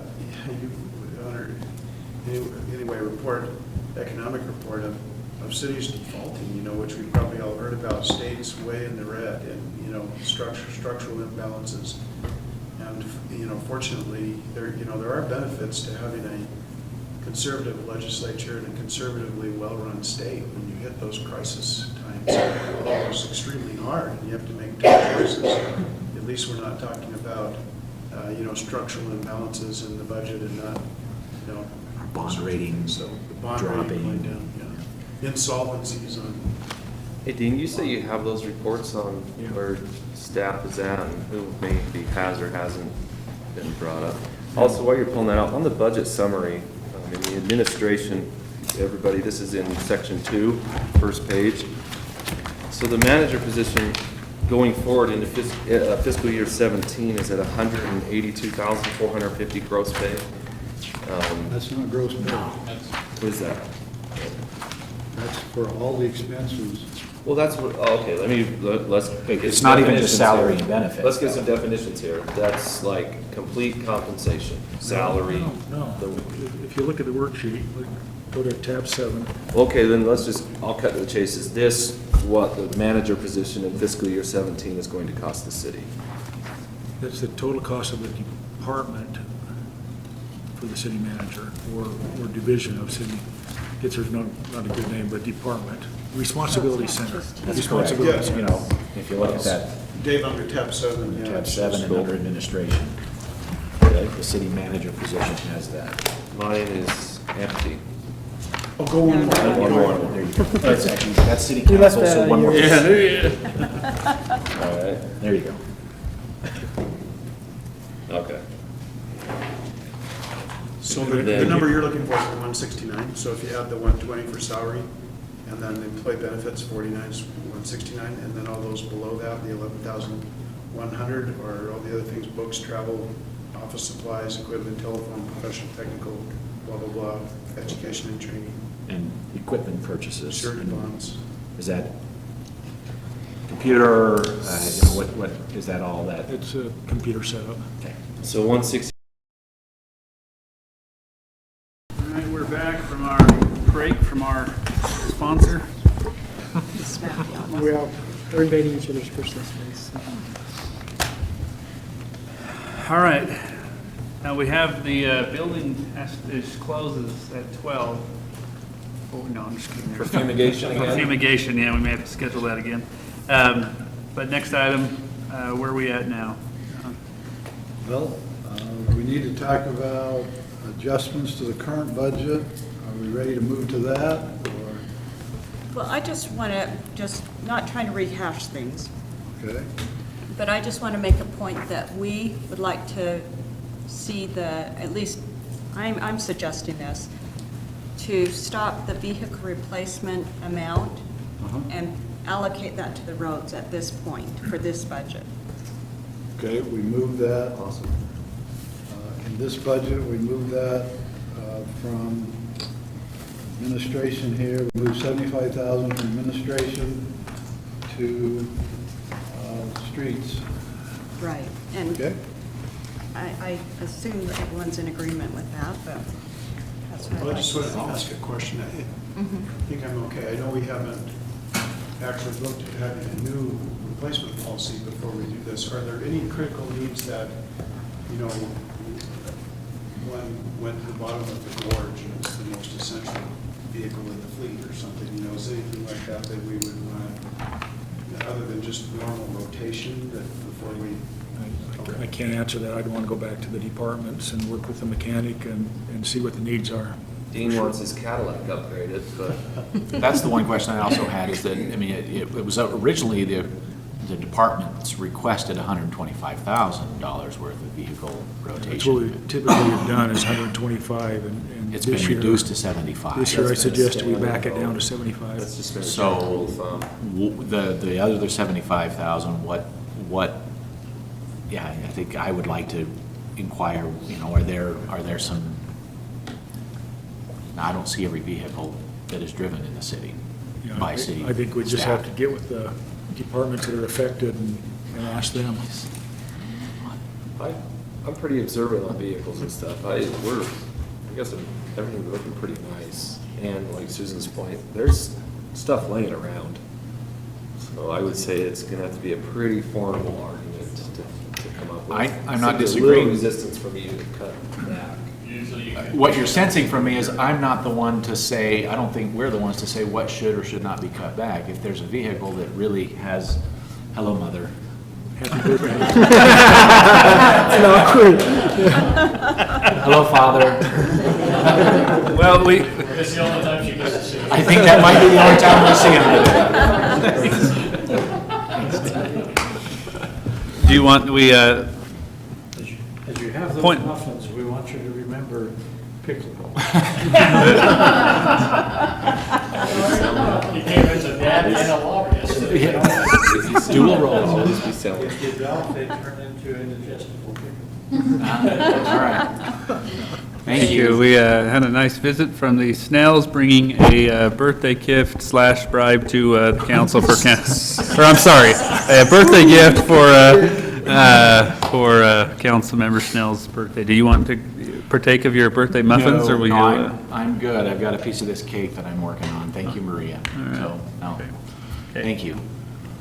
The point I'm making, is it resistance? It's only simply, if there is a vehicle in the city that needs to be replaced, I'm not sure that am comfortable just saying simply, let's put all $75,000 towards roads. Well, what if, So that's the only difference it's a distinction without much of a difference. So maybe we could leave it There's no flexible, beaters just say in the if, city. if. I would Dean say, checks with the yeah, department take heads, it, it's very take it critical and needs put to it be- over there, and then if you do talk to them and there's a critical need, please let us know and we can adjust. That's the way Does we that look. sound like an echo to somebody's concept earlier? No, you hold it back, and if you really need it, come prove it out. Yeah. Okay. So, okay, that's all I need to know. Okay, we'll do that. Before you do move on, though, the fund transfers we talked about, are we gonna get into them later? And I'll hold. If not, I'd like to know, we're taking fund transfers out of enterprise funds and pooling them back over to the general fund. I believe there's a mailer that's gone out. So There is. That goes out every sewer, year. water, secondary, are these surplus monies in those funds at Can fiscal I year explain end? what that is? Yes, Yeah.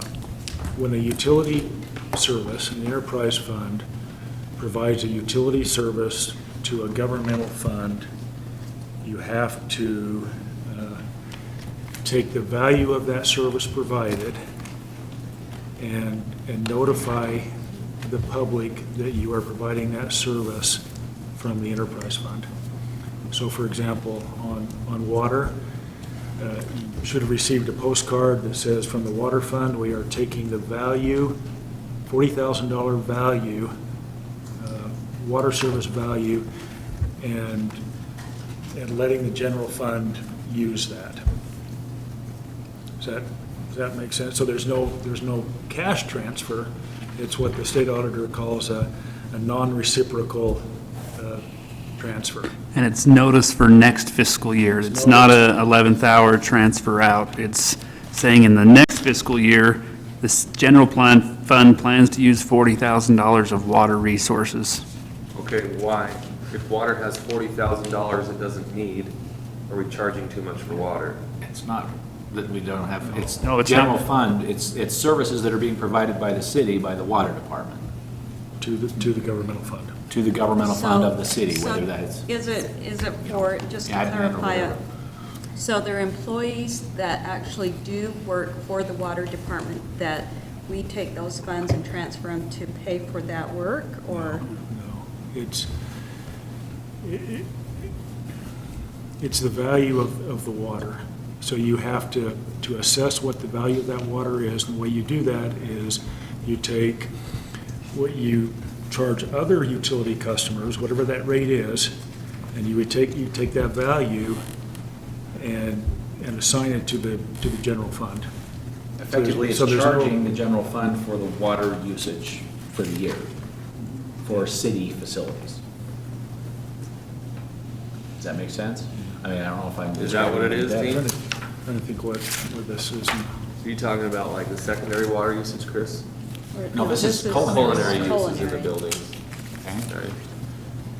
So this, the city charges, say, churches and schools and homes, right? And businesses for their water use, their culinary water use. But Okay, those are here's- rated out on a. Here's what monthly the bill. audit compliance guide says. Determine that the governing body provided written notice of the date, time, and place of hearing, the purpose of the hearing, the enterprise fund from which the cash or goods would be transferred, the fund to which the cash or goods would be transferred, the amount or the value of the cash or goods transferred, determine that the notice was mailed to each enterprise fund customer at least 7 days before the hearing, and it has to be a separate notification than the customer's utility bill. So all we're saying is, our water fund, our water utility is providing water to the city. So there's no cash exchange, it's just a value. Now, in your statements, you'll show it as if it's a value, but there's no cash exchanged. Yeah. So what it is the city isn't paying their water bill, basically. Yeah. So that's what that is. Yeah. This is how we account for that. Now, how's it come into account? For example, the city's paying, I mean, you guys are doing the accounting, you're doing the billing, you're doing all these kind of things. So how does that come into play? How is the city paid for that on these different funds? Yeah, that's a separate issue. It's an interfund activity. So we take a percentage of the administrative costs to do the billing and everything else, and we charge the appropriate enterprise fund for those costs. Okay. And that particular one, that is a money transfer Yeah. from that to there to pay for Yeah. those administrative costs. The postcard would be, let's say pre-Prop 5, the lights in this building, all the street lights, the traffic signals, everything around town, that has a value. It has a value of what that's worth, and in the past, we wouldn't pay for those street lights out of the general fund. We'd let those street lights be absorbed into the power fund. That's legal, it's allowed by state statute. Same thing with water. We do, the water used here in the buildings, or the water used in the parks, the water, things like that, we wouldn't pay outside, and that's a debate of what the right way is to do it, but it's allowed legally, it's by statute, to absorb the cost of those funds into the water fund. What Dean is saying is that mailer is saying, here's what we're absorbing in those funds, and here's what the value is worth. The only one that's different now is power, because Prop 5, even though it's allowed to do that under statute, Prop 5 said you can't do that anymore under statute. So we actually, the general fund actually pays $180,000 a year. 195 in this budget? 195 from the general fund back to the power fund to pay for the streetlights and Bill for the city hall city's buildings. electricity. Now, the administration, you're still paying for the electrical, I mean, you're doing the billing and all that stuff, right? Or is electric, or do they have secretaries and stuff that's doing it themselves? We pay for the electric, the power fund pays administration for the use of the secretaries and Okay, building. that's the question, okay. And that's what you call it a minute Yeah, ago? I think I saw that. Administrative charges? There's a line item for salaries for each Yeah, of you'll those see funds. on your budget administrative charges in the enterprise fund. So the option on that mailer, the other option would be to say, we don't want to do it that way. We want to assign the $40,000 for water, have the general fund pay the water fund the $40,000. We want to have the general fund pay the sewer fund. I don't have my postcard, whatever that amount is. We want the general fund to pay, and so each of those can be paid out of the general fund, or statute says you can absorb them, if you will, in that fund, so long as you provide notice, and that's what the notice is. Okay. We don't have to do it that way. Do it, council can do it whatever way you'd like to do it. Which way is more efficient? Well, I think this is a good way, but I think that there's a perception that that money is just transferred. And it's kind of like last year, I think that was part of the irritation is, you know, here we just raised rates, and then they looked at that and they said, okay, was there money transferred? Are we raising rates so we can take money out of it for the benefit of the city?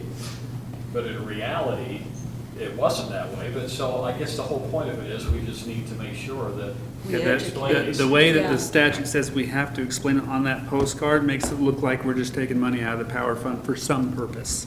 Or excuse me, not the power fund, we're not doing it in the power fund, out of the water fund, that we're transferring it from the water from the general fund for roads or something like that. That's where, and legally you can do that too with notice, but we're just simply using it for the city use only, or the particular fund. So water, we're resorting in the water fund for water usage, or sewer fund for sewer usage. I say anything inaccurate? Makes sense. Okay.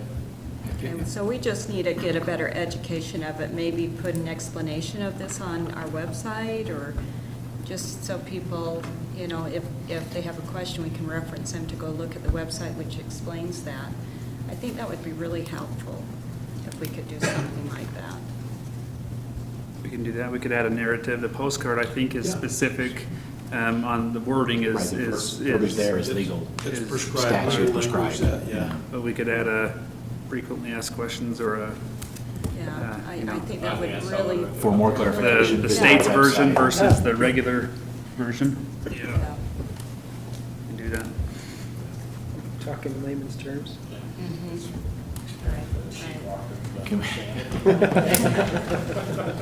A dirt worker. Or a ramp A rat. human being can understand. I worked for 6 years in construction. I was way under you guys. I was just the laborer.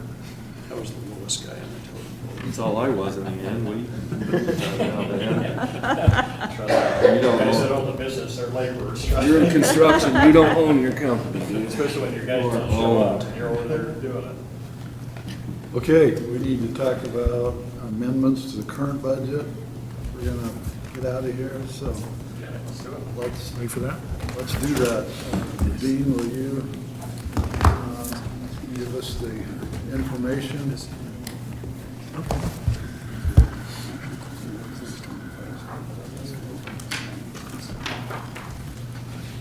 Take one of those, pass it down, and another one coming the other way.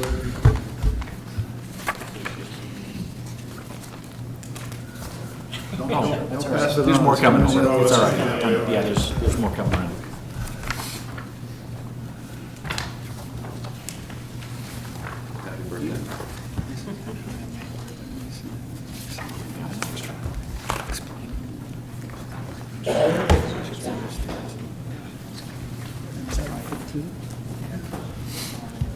Okay. As was mentioned, during the year, sometimes it's necessary to amend the current budget, and we have a few amendments we'd like to present to you. This is part of the hearing on Thursday. It'll be a hearing item. The first item is the general fund, and we're just looking at governmental funds here. If you look at the third page in, as you look at the top one, under the city manager, we're recommending an amended budget of $193,700, and that's made up of an increase of $16,250. And at the time we put the budget together, obviously, we didn't know about John's retirement, so there is a vacation buyout element here that needs to be amended, and also some recruitment expenses for the city manager as we went through that process. So that's an amendment of $16,250. Likewise, on administrative services, there's the vacation buyout of Linda Ross that we weren't aware of. And just for an explanation, we allow employees to to accumulate up to 240 hours of vacation. No more than that. So even though John has more vacation hours than that, we're only going to give him 240. So we buy out up to 240 hours. In Linda's case, it included 240 hours of vacation, but also she had some comp time, up to 80 hours of comp time. So we're requesting an amendment there. Elections, there was a primary election, as you know, and we didn't have any cost sharing on that. During the general election with voting by mail, all the entities that participate, that have an election, share those costs, but during the primary, we assumed all those costs because there is not a cost share on that one. So we need to amend that budget. And then Class C roads, the 2015 street improvement project, which was approved in, I think, April of 15, somewhere, you got it. The amount of $1,108,000. It was approved in March, April timeframe, and this is just a timing issue. We thought the invoices would come in sooner rather than later.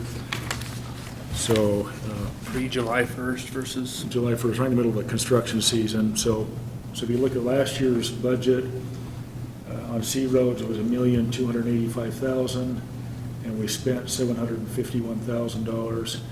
So that becomes a timing issue on that project. So we're suggesting we amend current budget. So you just spent it this fiscal year instead of last, right?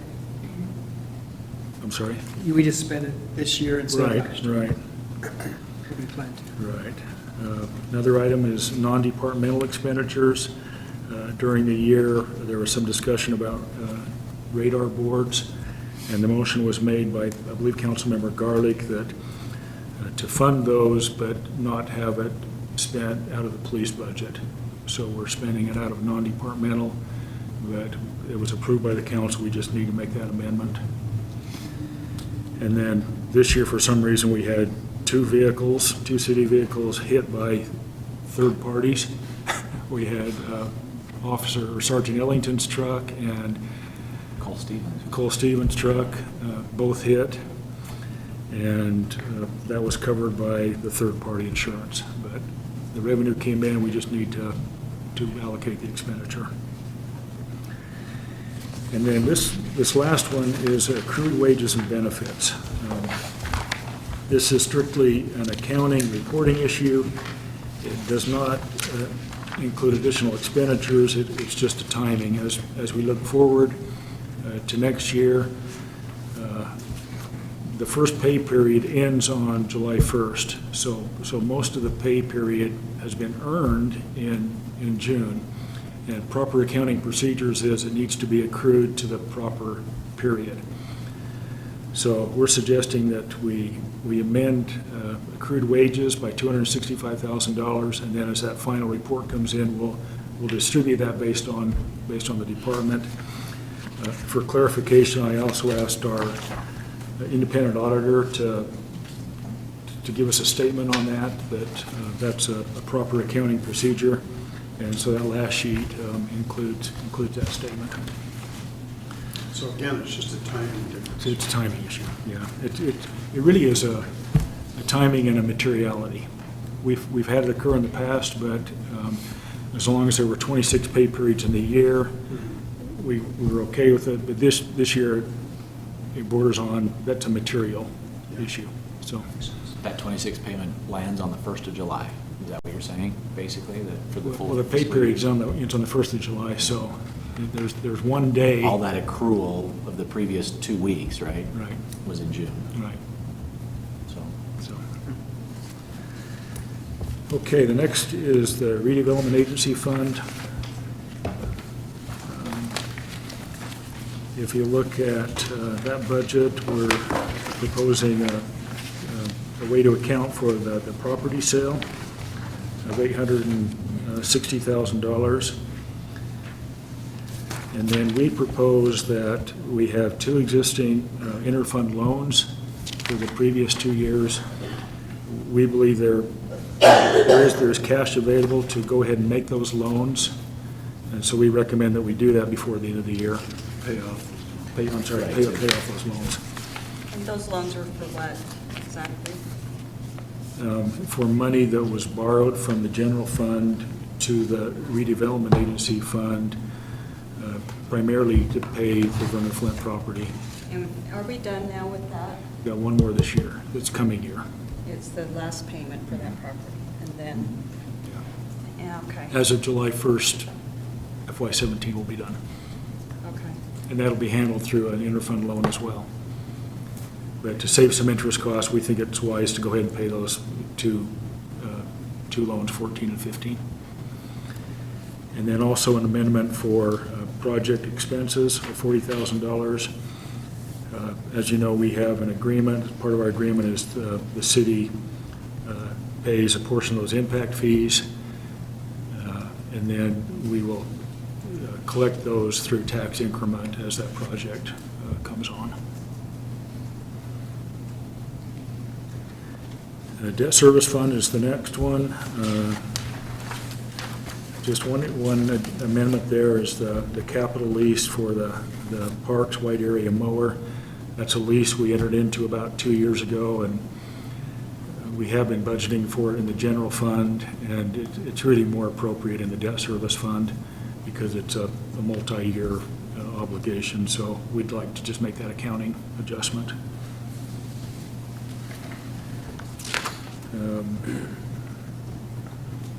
Capital Projects Fund. Expenditures.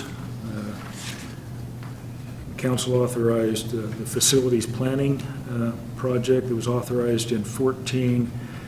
A lot of that was authorized in 15.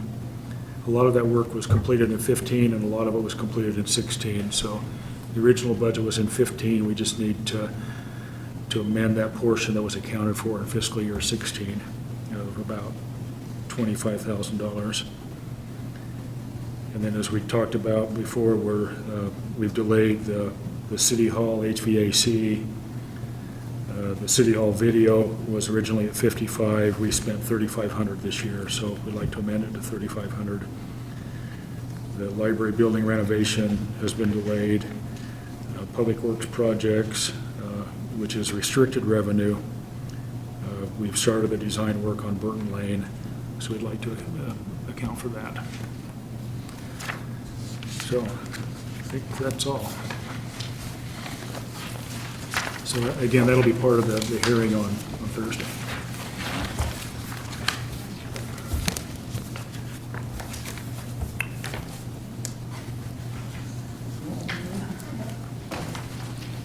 Other budgetary items for discussion. I think we've covered in general the overview. Any other specifics that the council would like to discuss?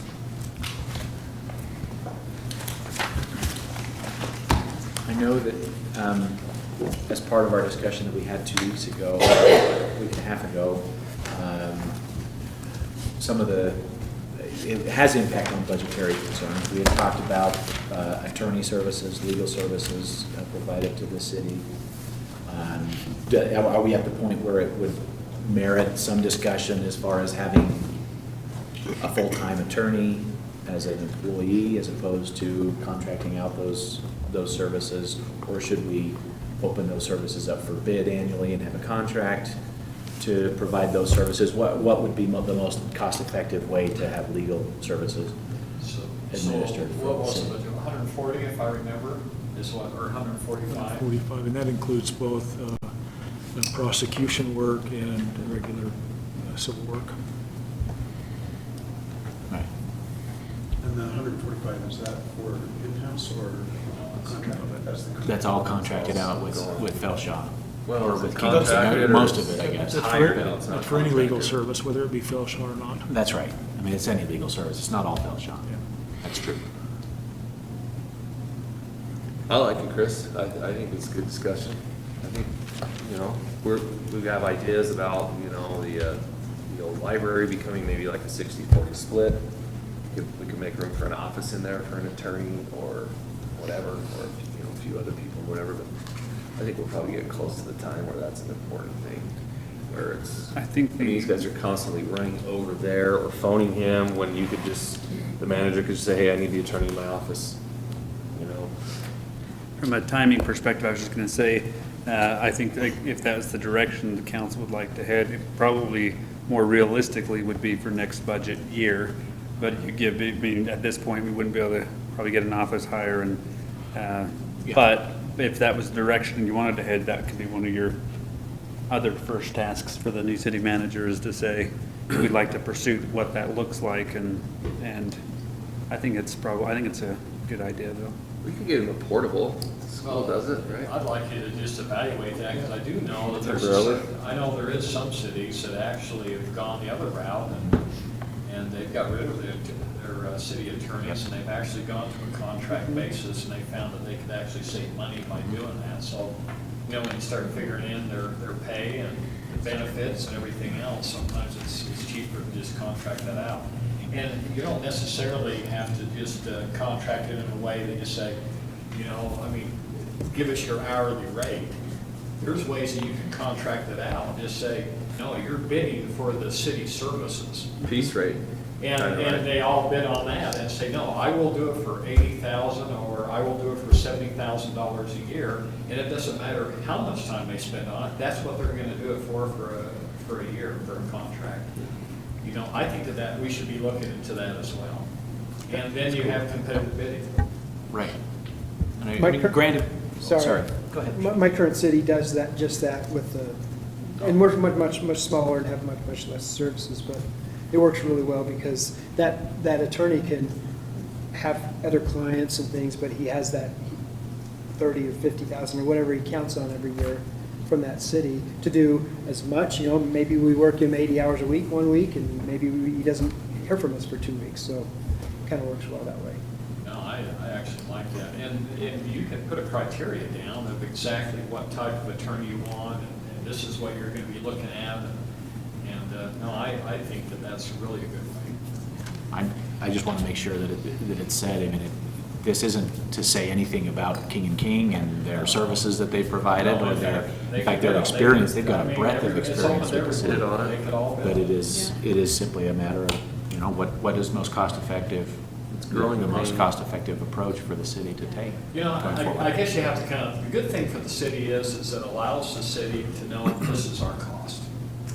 And it's kind of like snow removal, you know, like I had a convenience store, for example, we had a contract every year. You could choose to either do it by the push, or you could do it by a contractual basis. And every time I did it on a contract, we had no snow. And every time I did it on the push, I didn't have tons of snow that year. So you know, sometimes you don't win on those kind of things, but I think on a basis for like a city, it's good to know what your costs are and say, this is what's going to cost us, this is good for them. Now, you know, you have to understand too, that a lot of some of the attorney things you do, if you have special things, that's not going to apply in that. And if they have to go out for outside legal counsel and different things like that, that's part of it as well. I really like that idea. And I know a lot of cities are going back to the same way that your city's doing it, you know. And makes it a fixed cost. I don't have a preference going contract or in-house other than cost effective. And one other question though, I'm wondering about how you define the role. For example, would we want the city attorney, whether contract or otherwise, to be here for council meetings? Would they also represent the council? Would there be either a solid line to the council where we would hire, where we would bid that out and hire the contract firm, and dotted line to city manager, or just the opposite? Would there be a old line to the city manager and dotted line to the city council? But probably, maybe like to look at, I think you'd have to do it that way. whether the attorney, if the attorney would be accessible also to the council. And maybe that, that would be a very small part of what they do, but also we could have the attorney advise the council on matters as well. I think the direction would just be take a comprehensive look at our attorney services. Going out to bid and high timing, as you mentioned, it could be better just to go out to bid. It could be better to hire someone, but just looking at it for our needs. And we do that now with David Church. We pay him quite a bit of money to advise the council, so I think it's a good point, Jay. I mean, that has to be there. And then. Especially if you're doing a flat rate, right? Because then you're saying, here's what's included in that flat rate. If you're doing it hourly, it's easy because you just, whenever we need you, we'll bill by hour. But if you do flat rate, you want to more carefully define what the role is. Yeah. I think we should define how much we're going to the attorneys for too. I've surveyed like 5 years worth of King invoices, and not to get into it too heavily, there's some stuff in there that is so common sense to me. I go, holy cow, did we really blow money on that? I mean, I get you want to be careful and err on the caution of legal, but I mean, I think we should define on how many simple questions we go. I think at some point you just say, you know what, I'm just I'll go forward with this, and if I'm wrong, I'm wrong. I'm doing the best I can. And all that accrued King money is just, there's a lot of little decisions in there where I'm like, wow. I mean, in 10 years, I've never had an attorney advise my company. Well, if it's a contract, they have to do it anyway for a set fee, and I mean, it's not. On that side, it's great, but on the open end, it's like, we're going saying, hey, can we perform marriages? It's just like, I think there's a few things. Assuming you have all the facts, I can see what you're saying. Sure, I'm just saying there's some things that seem to be frivolous. It seems like maybe where it is hourly, and nobody's scrutinizing that ever over the last decade. We feel like, let's just go take a fail shot at 175 an hour. So. Well, yeah, and if you had a flat rate and that was part of the consultation, it kind of reminds me, and we don't, I guess you make a decision, for example, when to, in our division of the state, when you use the AG, and there is a level of judgment there, is this something we should consult the AG and get a legal opinion? Yeah, sometimes there's more to it than just, can I cross the street, especially as listed on the invoice. Oh, sure. But So it sounds like that's what we're gonna do. Okay. Cool. And just to follow up that discussion, sorry to open up another one, but we also talked about engineering The birthday services. boy. That was. Yeah, I was just thinking That that, was, the you know, engineer. we have a full-time city engineer, and we also, most of our engineering actually gets subcontracted out to JUV, which they do a great job. I don't have a problem. I'm just, Well, the and- question I think we have and want to raise is, again, how are we doing things, or how is it best? Maybe this is an assignment that another assignment that we'll give to you. Your mission, should you choose to accept it, is. We already have. This message was self-destruct. This email doesn't self-destruct. So, anyway, but I think to consider how our engineering services are currently, and the cost of that, and how, how it could be done better. Well, potentially. and somebody even mentioned to me where we're going to be getting a new public works director, that there are some cities that actually their public works director is the city engineer. Yes, Syracuse does that. It's So, awesome. So Anyway, efficient. something else to consider. Well, I think that's something we need to look at as well. Yeah. Yeah. This creates a lot of cohesion, and then you've got someone with an engineering degree, running that department day to day, with a great understanding. Typically that, you go around the state of Utah, typically that position holds an engineering degree. So it's a great idea. Well, and it's not only that, the coordination between the two groups there, public works and community Community development. development. It's a Right. big advantage to have Yeah. a head person that's actually doing this instead of the, Yeah, what do you call it? separate. The inner house fight, so every once in a while. Head buddy, shall we say? Yeah, so they work together and Two not. separate department heads. Yeah, and so that's something we need to look at as well. So to look at any initial assessment, either, maybe more appropriately you, because, soon, but John, if you have an opinion on that, how that would work in practice, or how that's worked in other cities, to have the engineering be over not only Public Works, but also Community development. Community development. Sure, I can respond to that. That is a good way to go. The reason the city engineer is over community development is because that's a much more effective way to handle community development than having a planner head that. A planner is good at making plans, but an engineer is good at getting things done in the city. And so Kaysville has always had what is traditionally called the planning, the community development activity headed by an engineer, so that it's done well on the ground. So could you combine all three of those, like engineering, community development, and Public Works? Yes, indeed, it was combined, and then we separated it so that we could get, so that we could run leaner and get attention to two different areas, more attention to two different areas. I would recommend that you hire another engineer to be a department head over a combined department, and keep the engineer you have over community development, division of that department, so that you can keep that expertise there. Yeah, that makes sense, because you are sort of expanding the role quite a bit to have everything under one division of duties. It'd be a big job. Let's look at it. You running out of ink over there? Not at all, yep. That's my perspective from how we've been running. There could be other ways to do it.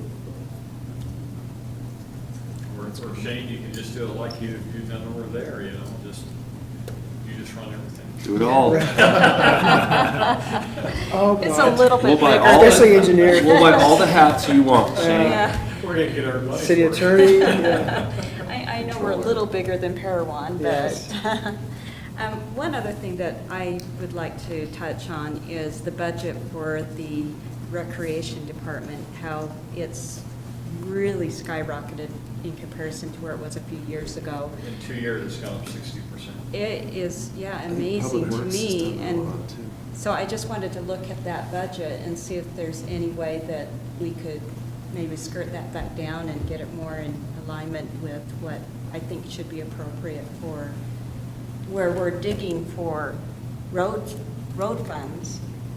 I can't justify having recreations department going up like that. You'll see revenues have gone up as well. Typically, what we do in recreation is we provide funding for the full-time employees out of as part of the general fund, and then any program costs that are associated with recreation.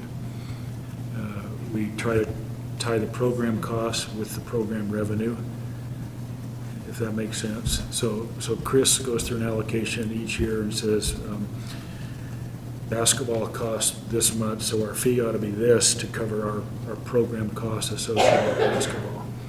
Now, there's some fixed costs, like full-time employees and some office expenses and some other things that we consider non-program costs that are part of the expenditure, part of the department expenditure, but we try to match the program costs with the program revenues as much as possible.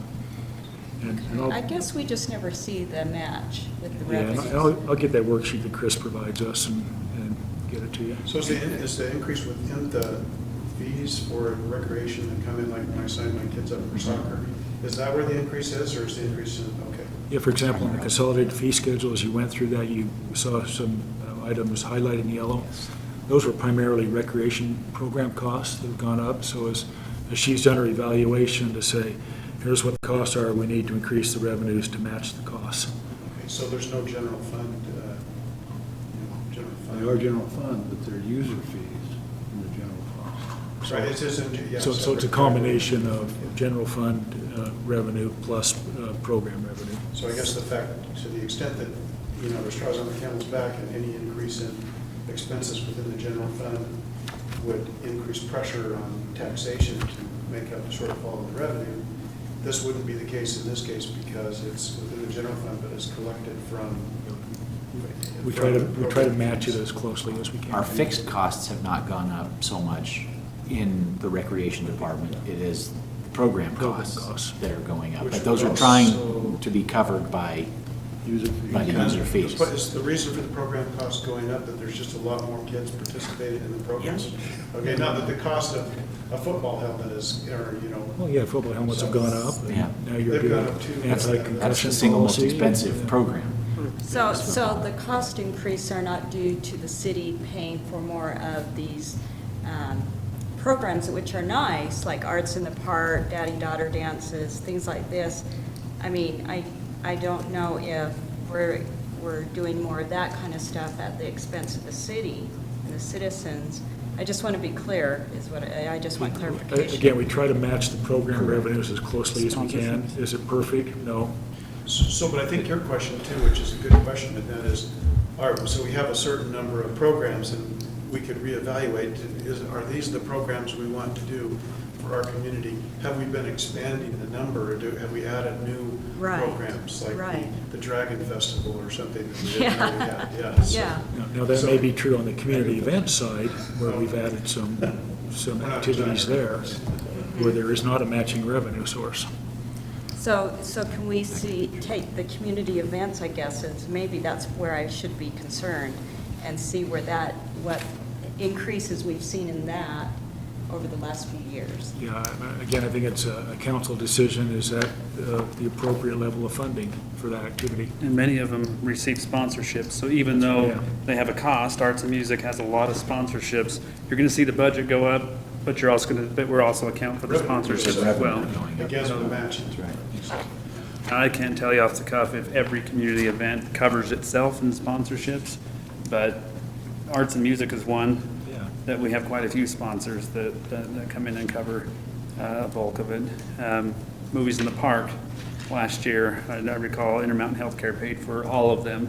That would be an increase to our budget though, even though they paid for them. Yeah, sure. It's still something that comes out, so we have to show it as an increase even though it had a matching sponsorship. That's right. And just as an FYI, it will be of interest, and you may hear about it, especially if you have family in Fruit Heights. There's, as you know, a few years ago, Fruit Heights decided to not host their own recreation programs anymore, and Kaysville basically subsumed that project, all right? And so we take on them. They're, as non-residents of Kaysville, there is a non-resident fee added for anybody who's not a resident of Kaysville to sign up for, say someone from Layton or Farmington wants to be a part of our soccer or whatever.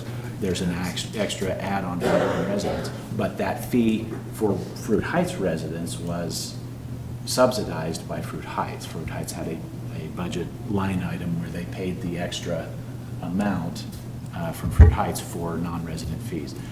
They have indicated that this new budget year, they're not going to subsidize that any further. And so that.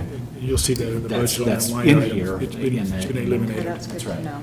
So we won't have that revenue coming from Fruit Heights. We intend to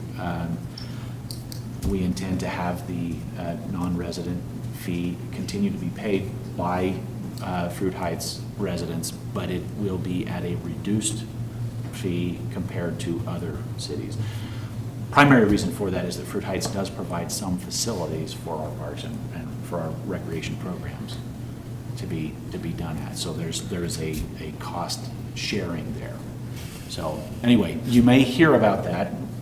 More likely, Fruit Heights Council will hear from their residents about that. But my understanding is they've actually communicated out, or attempted, or intend to communicate out to their residents that that's going to be the case. So their residents who want to continue to have their children in our recreation programs will be paying an extra fee, non-resident fee, when they do so, and above and beyond what they paid before.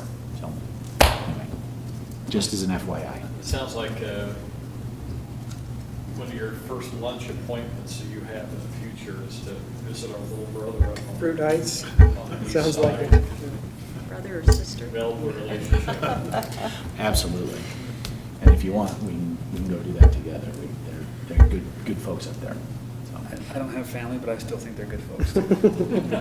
They're horrible, let's be honest. Is there some Adams up there? Is that a? Up there, dude. There he is. I know them all really well. I thought we were all brothers and sisters. Is that it? Yeah, is that it? That's the question. I have no more cans of worms to open, so All right, sounds like a motion to adjourn to me. I would make that motion. Handle. Wait, no, that a sorry. record? I thought that was it for that subject. Just on pay, just going over these, Dean. So we got fiscal year 16, where people are currently at. So in the fiscal year, let's say that, in that side, in the current, as a grade and a step, that's where they're currently at. Just additional clarify here. Then over in the 17, it has a grade and an eligible step, right? So they're eligible, they could be up to that, right? It could be moved So- up, but that's at the discretion of the department heads. And this is. Well, this we could put advice in though, right? internal worksheet, it's my worksheet, it's not part of the budget, it's what I use to make sure that there's adequate expenditures under personnel, Okay. so, yeah.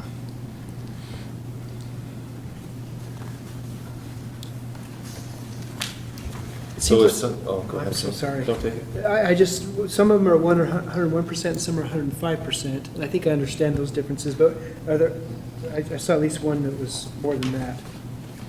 Is there any different, is it just one step? Is that really what the Yeah. number is? One Okay. step, the step increment is 4.5%. Okay, so it just depends on their I think salary. there's one, I think it was on the police chief on a grade, and since he's eligible for, we're talking about a grade adjustment, it might be more than the 5. I would love to see, as those are reviewed, and this might be something for Shane, I don't think the council should get into the level of saying, no, I don't think that person should. But it might be nice to have maybe a secondary approval on a city manager level to maybe department heads and maybe have some experience, but an department head says, I've reviewed these people, here are my recommendations, and here's the narrative for why I came up with why this person got it and why this person didn't, and maybe have a secondary sign off from a city manager, just so it's just a little more, so nobody in a neighboring department can say, I don't know, it sure seems like everybody in administration got it, and did they even, I'm not picking on administration, I was just My trying. employees are exceptional. Yes. That's why I picked on them, because I figured I would say, well, they're all Let's look at that exceptional. department. But that might provide, so let's even say for Dean, if Dean says, okay, I've reviewed my people, I'm gonna provide this to Shane and say, 4 of my 5 I'm recommending, and here's the reason why, and here's the reason why I did. And just that secondary review might make then someone in power department say, why did everybody in administration? It's just because Dean likes all his people and he's too mean to say no. But I think just providing that, or again, maybe it's micromanaging by not micromanaging, but it feels like having some kind of a secondary, hey, before you just say department head, you got it. There was one, it's been several years, earlier on my time on the council, we talked about increases and we talked about reviews, and I think like 98% of the people all qualified. There was a little part of you that said maybe that 98 or 99% were all worth it, or all should have qualified, but I think maybe the council expected there might be a few less than almost everybody, and just maybe, and so without telling you how to manage, I would welcome maybe just a narrative of why with an approval, and you gauge what level of involvement that should be. And I would agree with that, maybe for a little different reason. One is the city manager is the only leader or manager that is over all departments, right? So to be aware and approve, it's balanced out, that would be another reason to have a city manager review and not necessarily micromanage, like you said, but just have oversight and final approval. It would take away any concern or assumption that maybe this department does a really good job of reviewing their people and justifying who qualifies, and this department just says, oh, whatever works. I'm not even suggesting that happens, but maybe a secondary review would help eliminate some of that perception that it does. And I raise this, so it's just, there's a lot of people who've been in the city, dedicated to the city for a long time, and I've just heard over the years, I've done, being a contractor, I've been in these walls many years, in these buildings, and so I've just heard, I just think there's some that have got like beyond 10 years and feel frustrated, so maybe Shane, just wear some more ink out and pen there, so.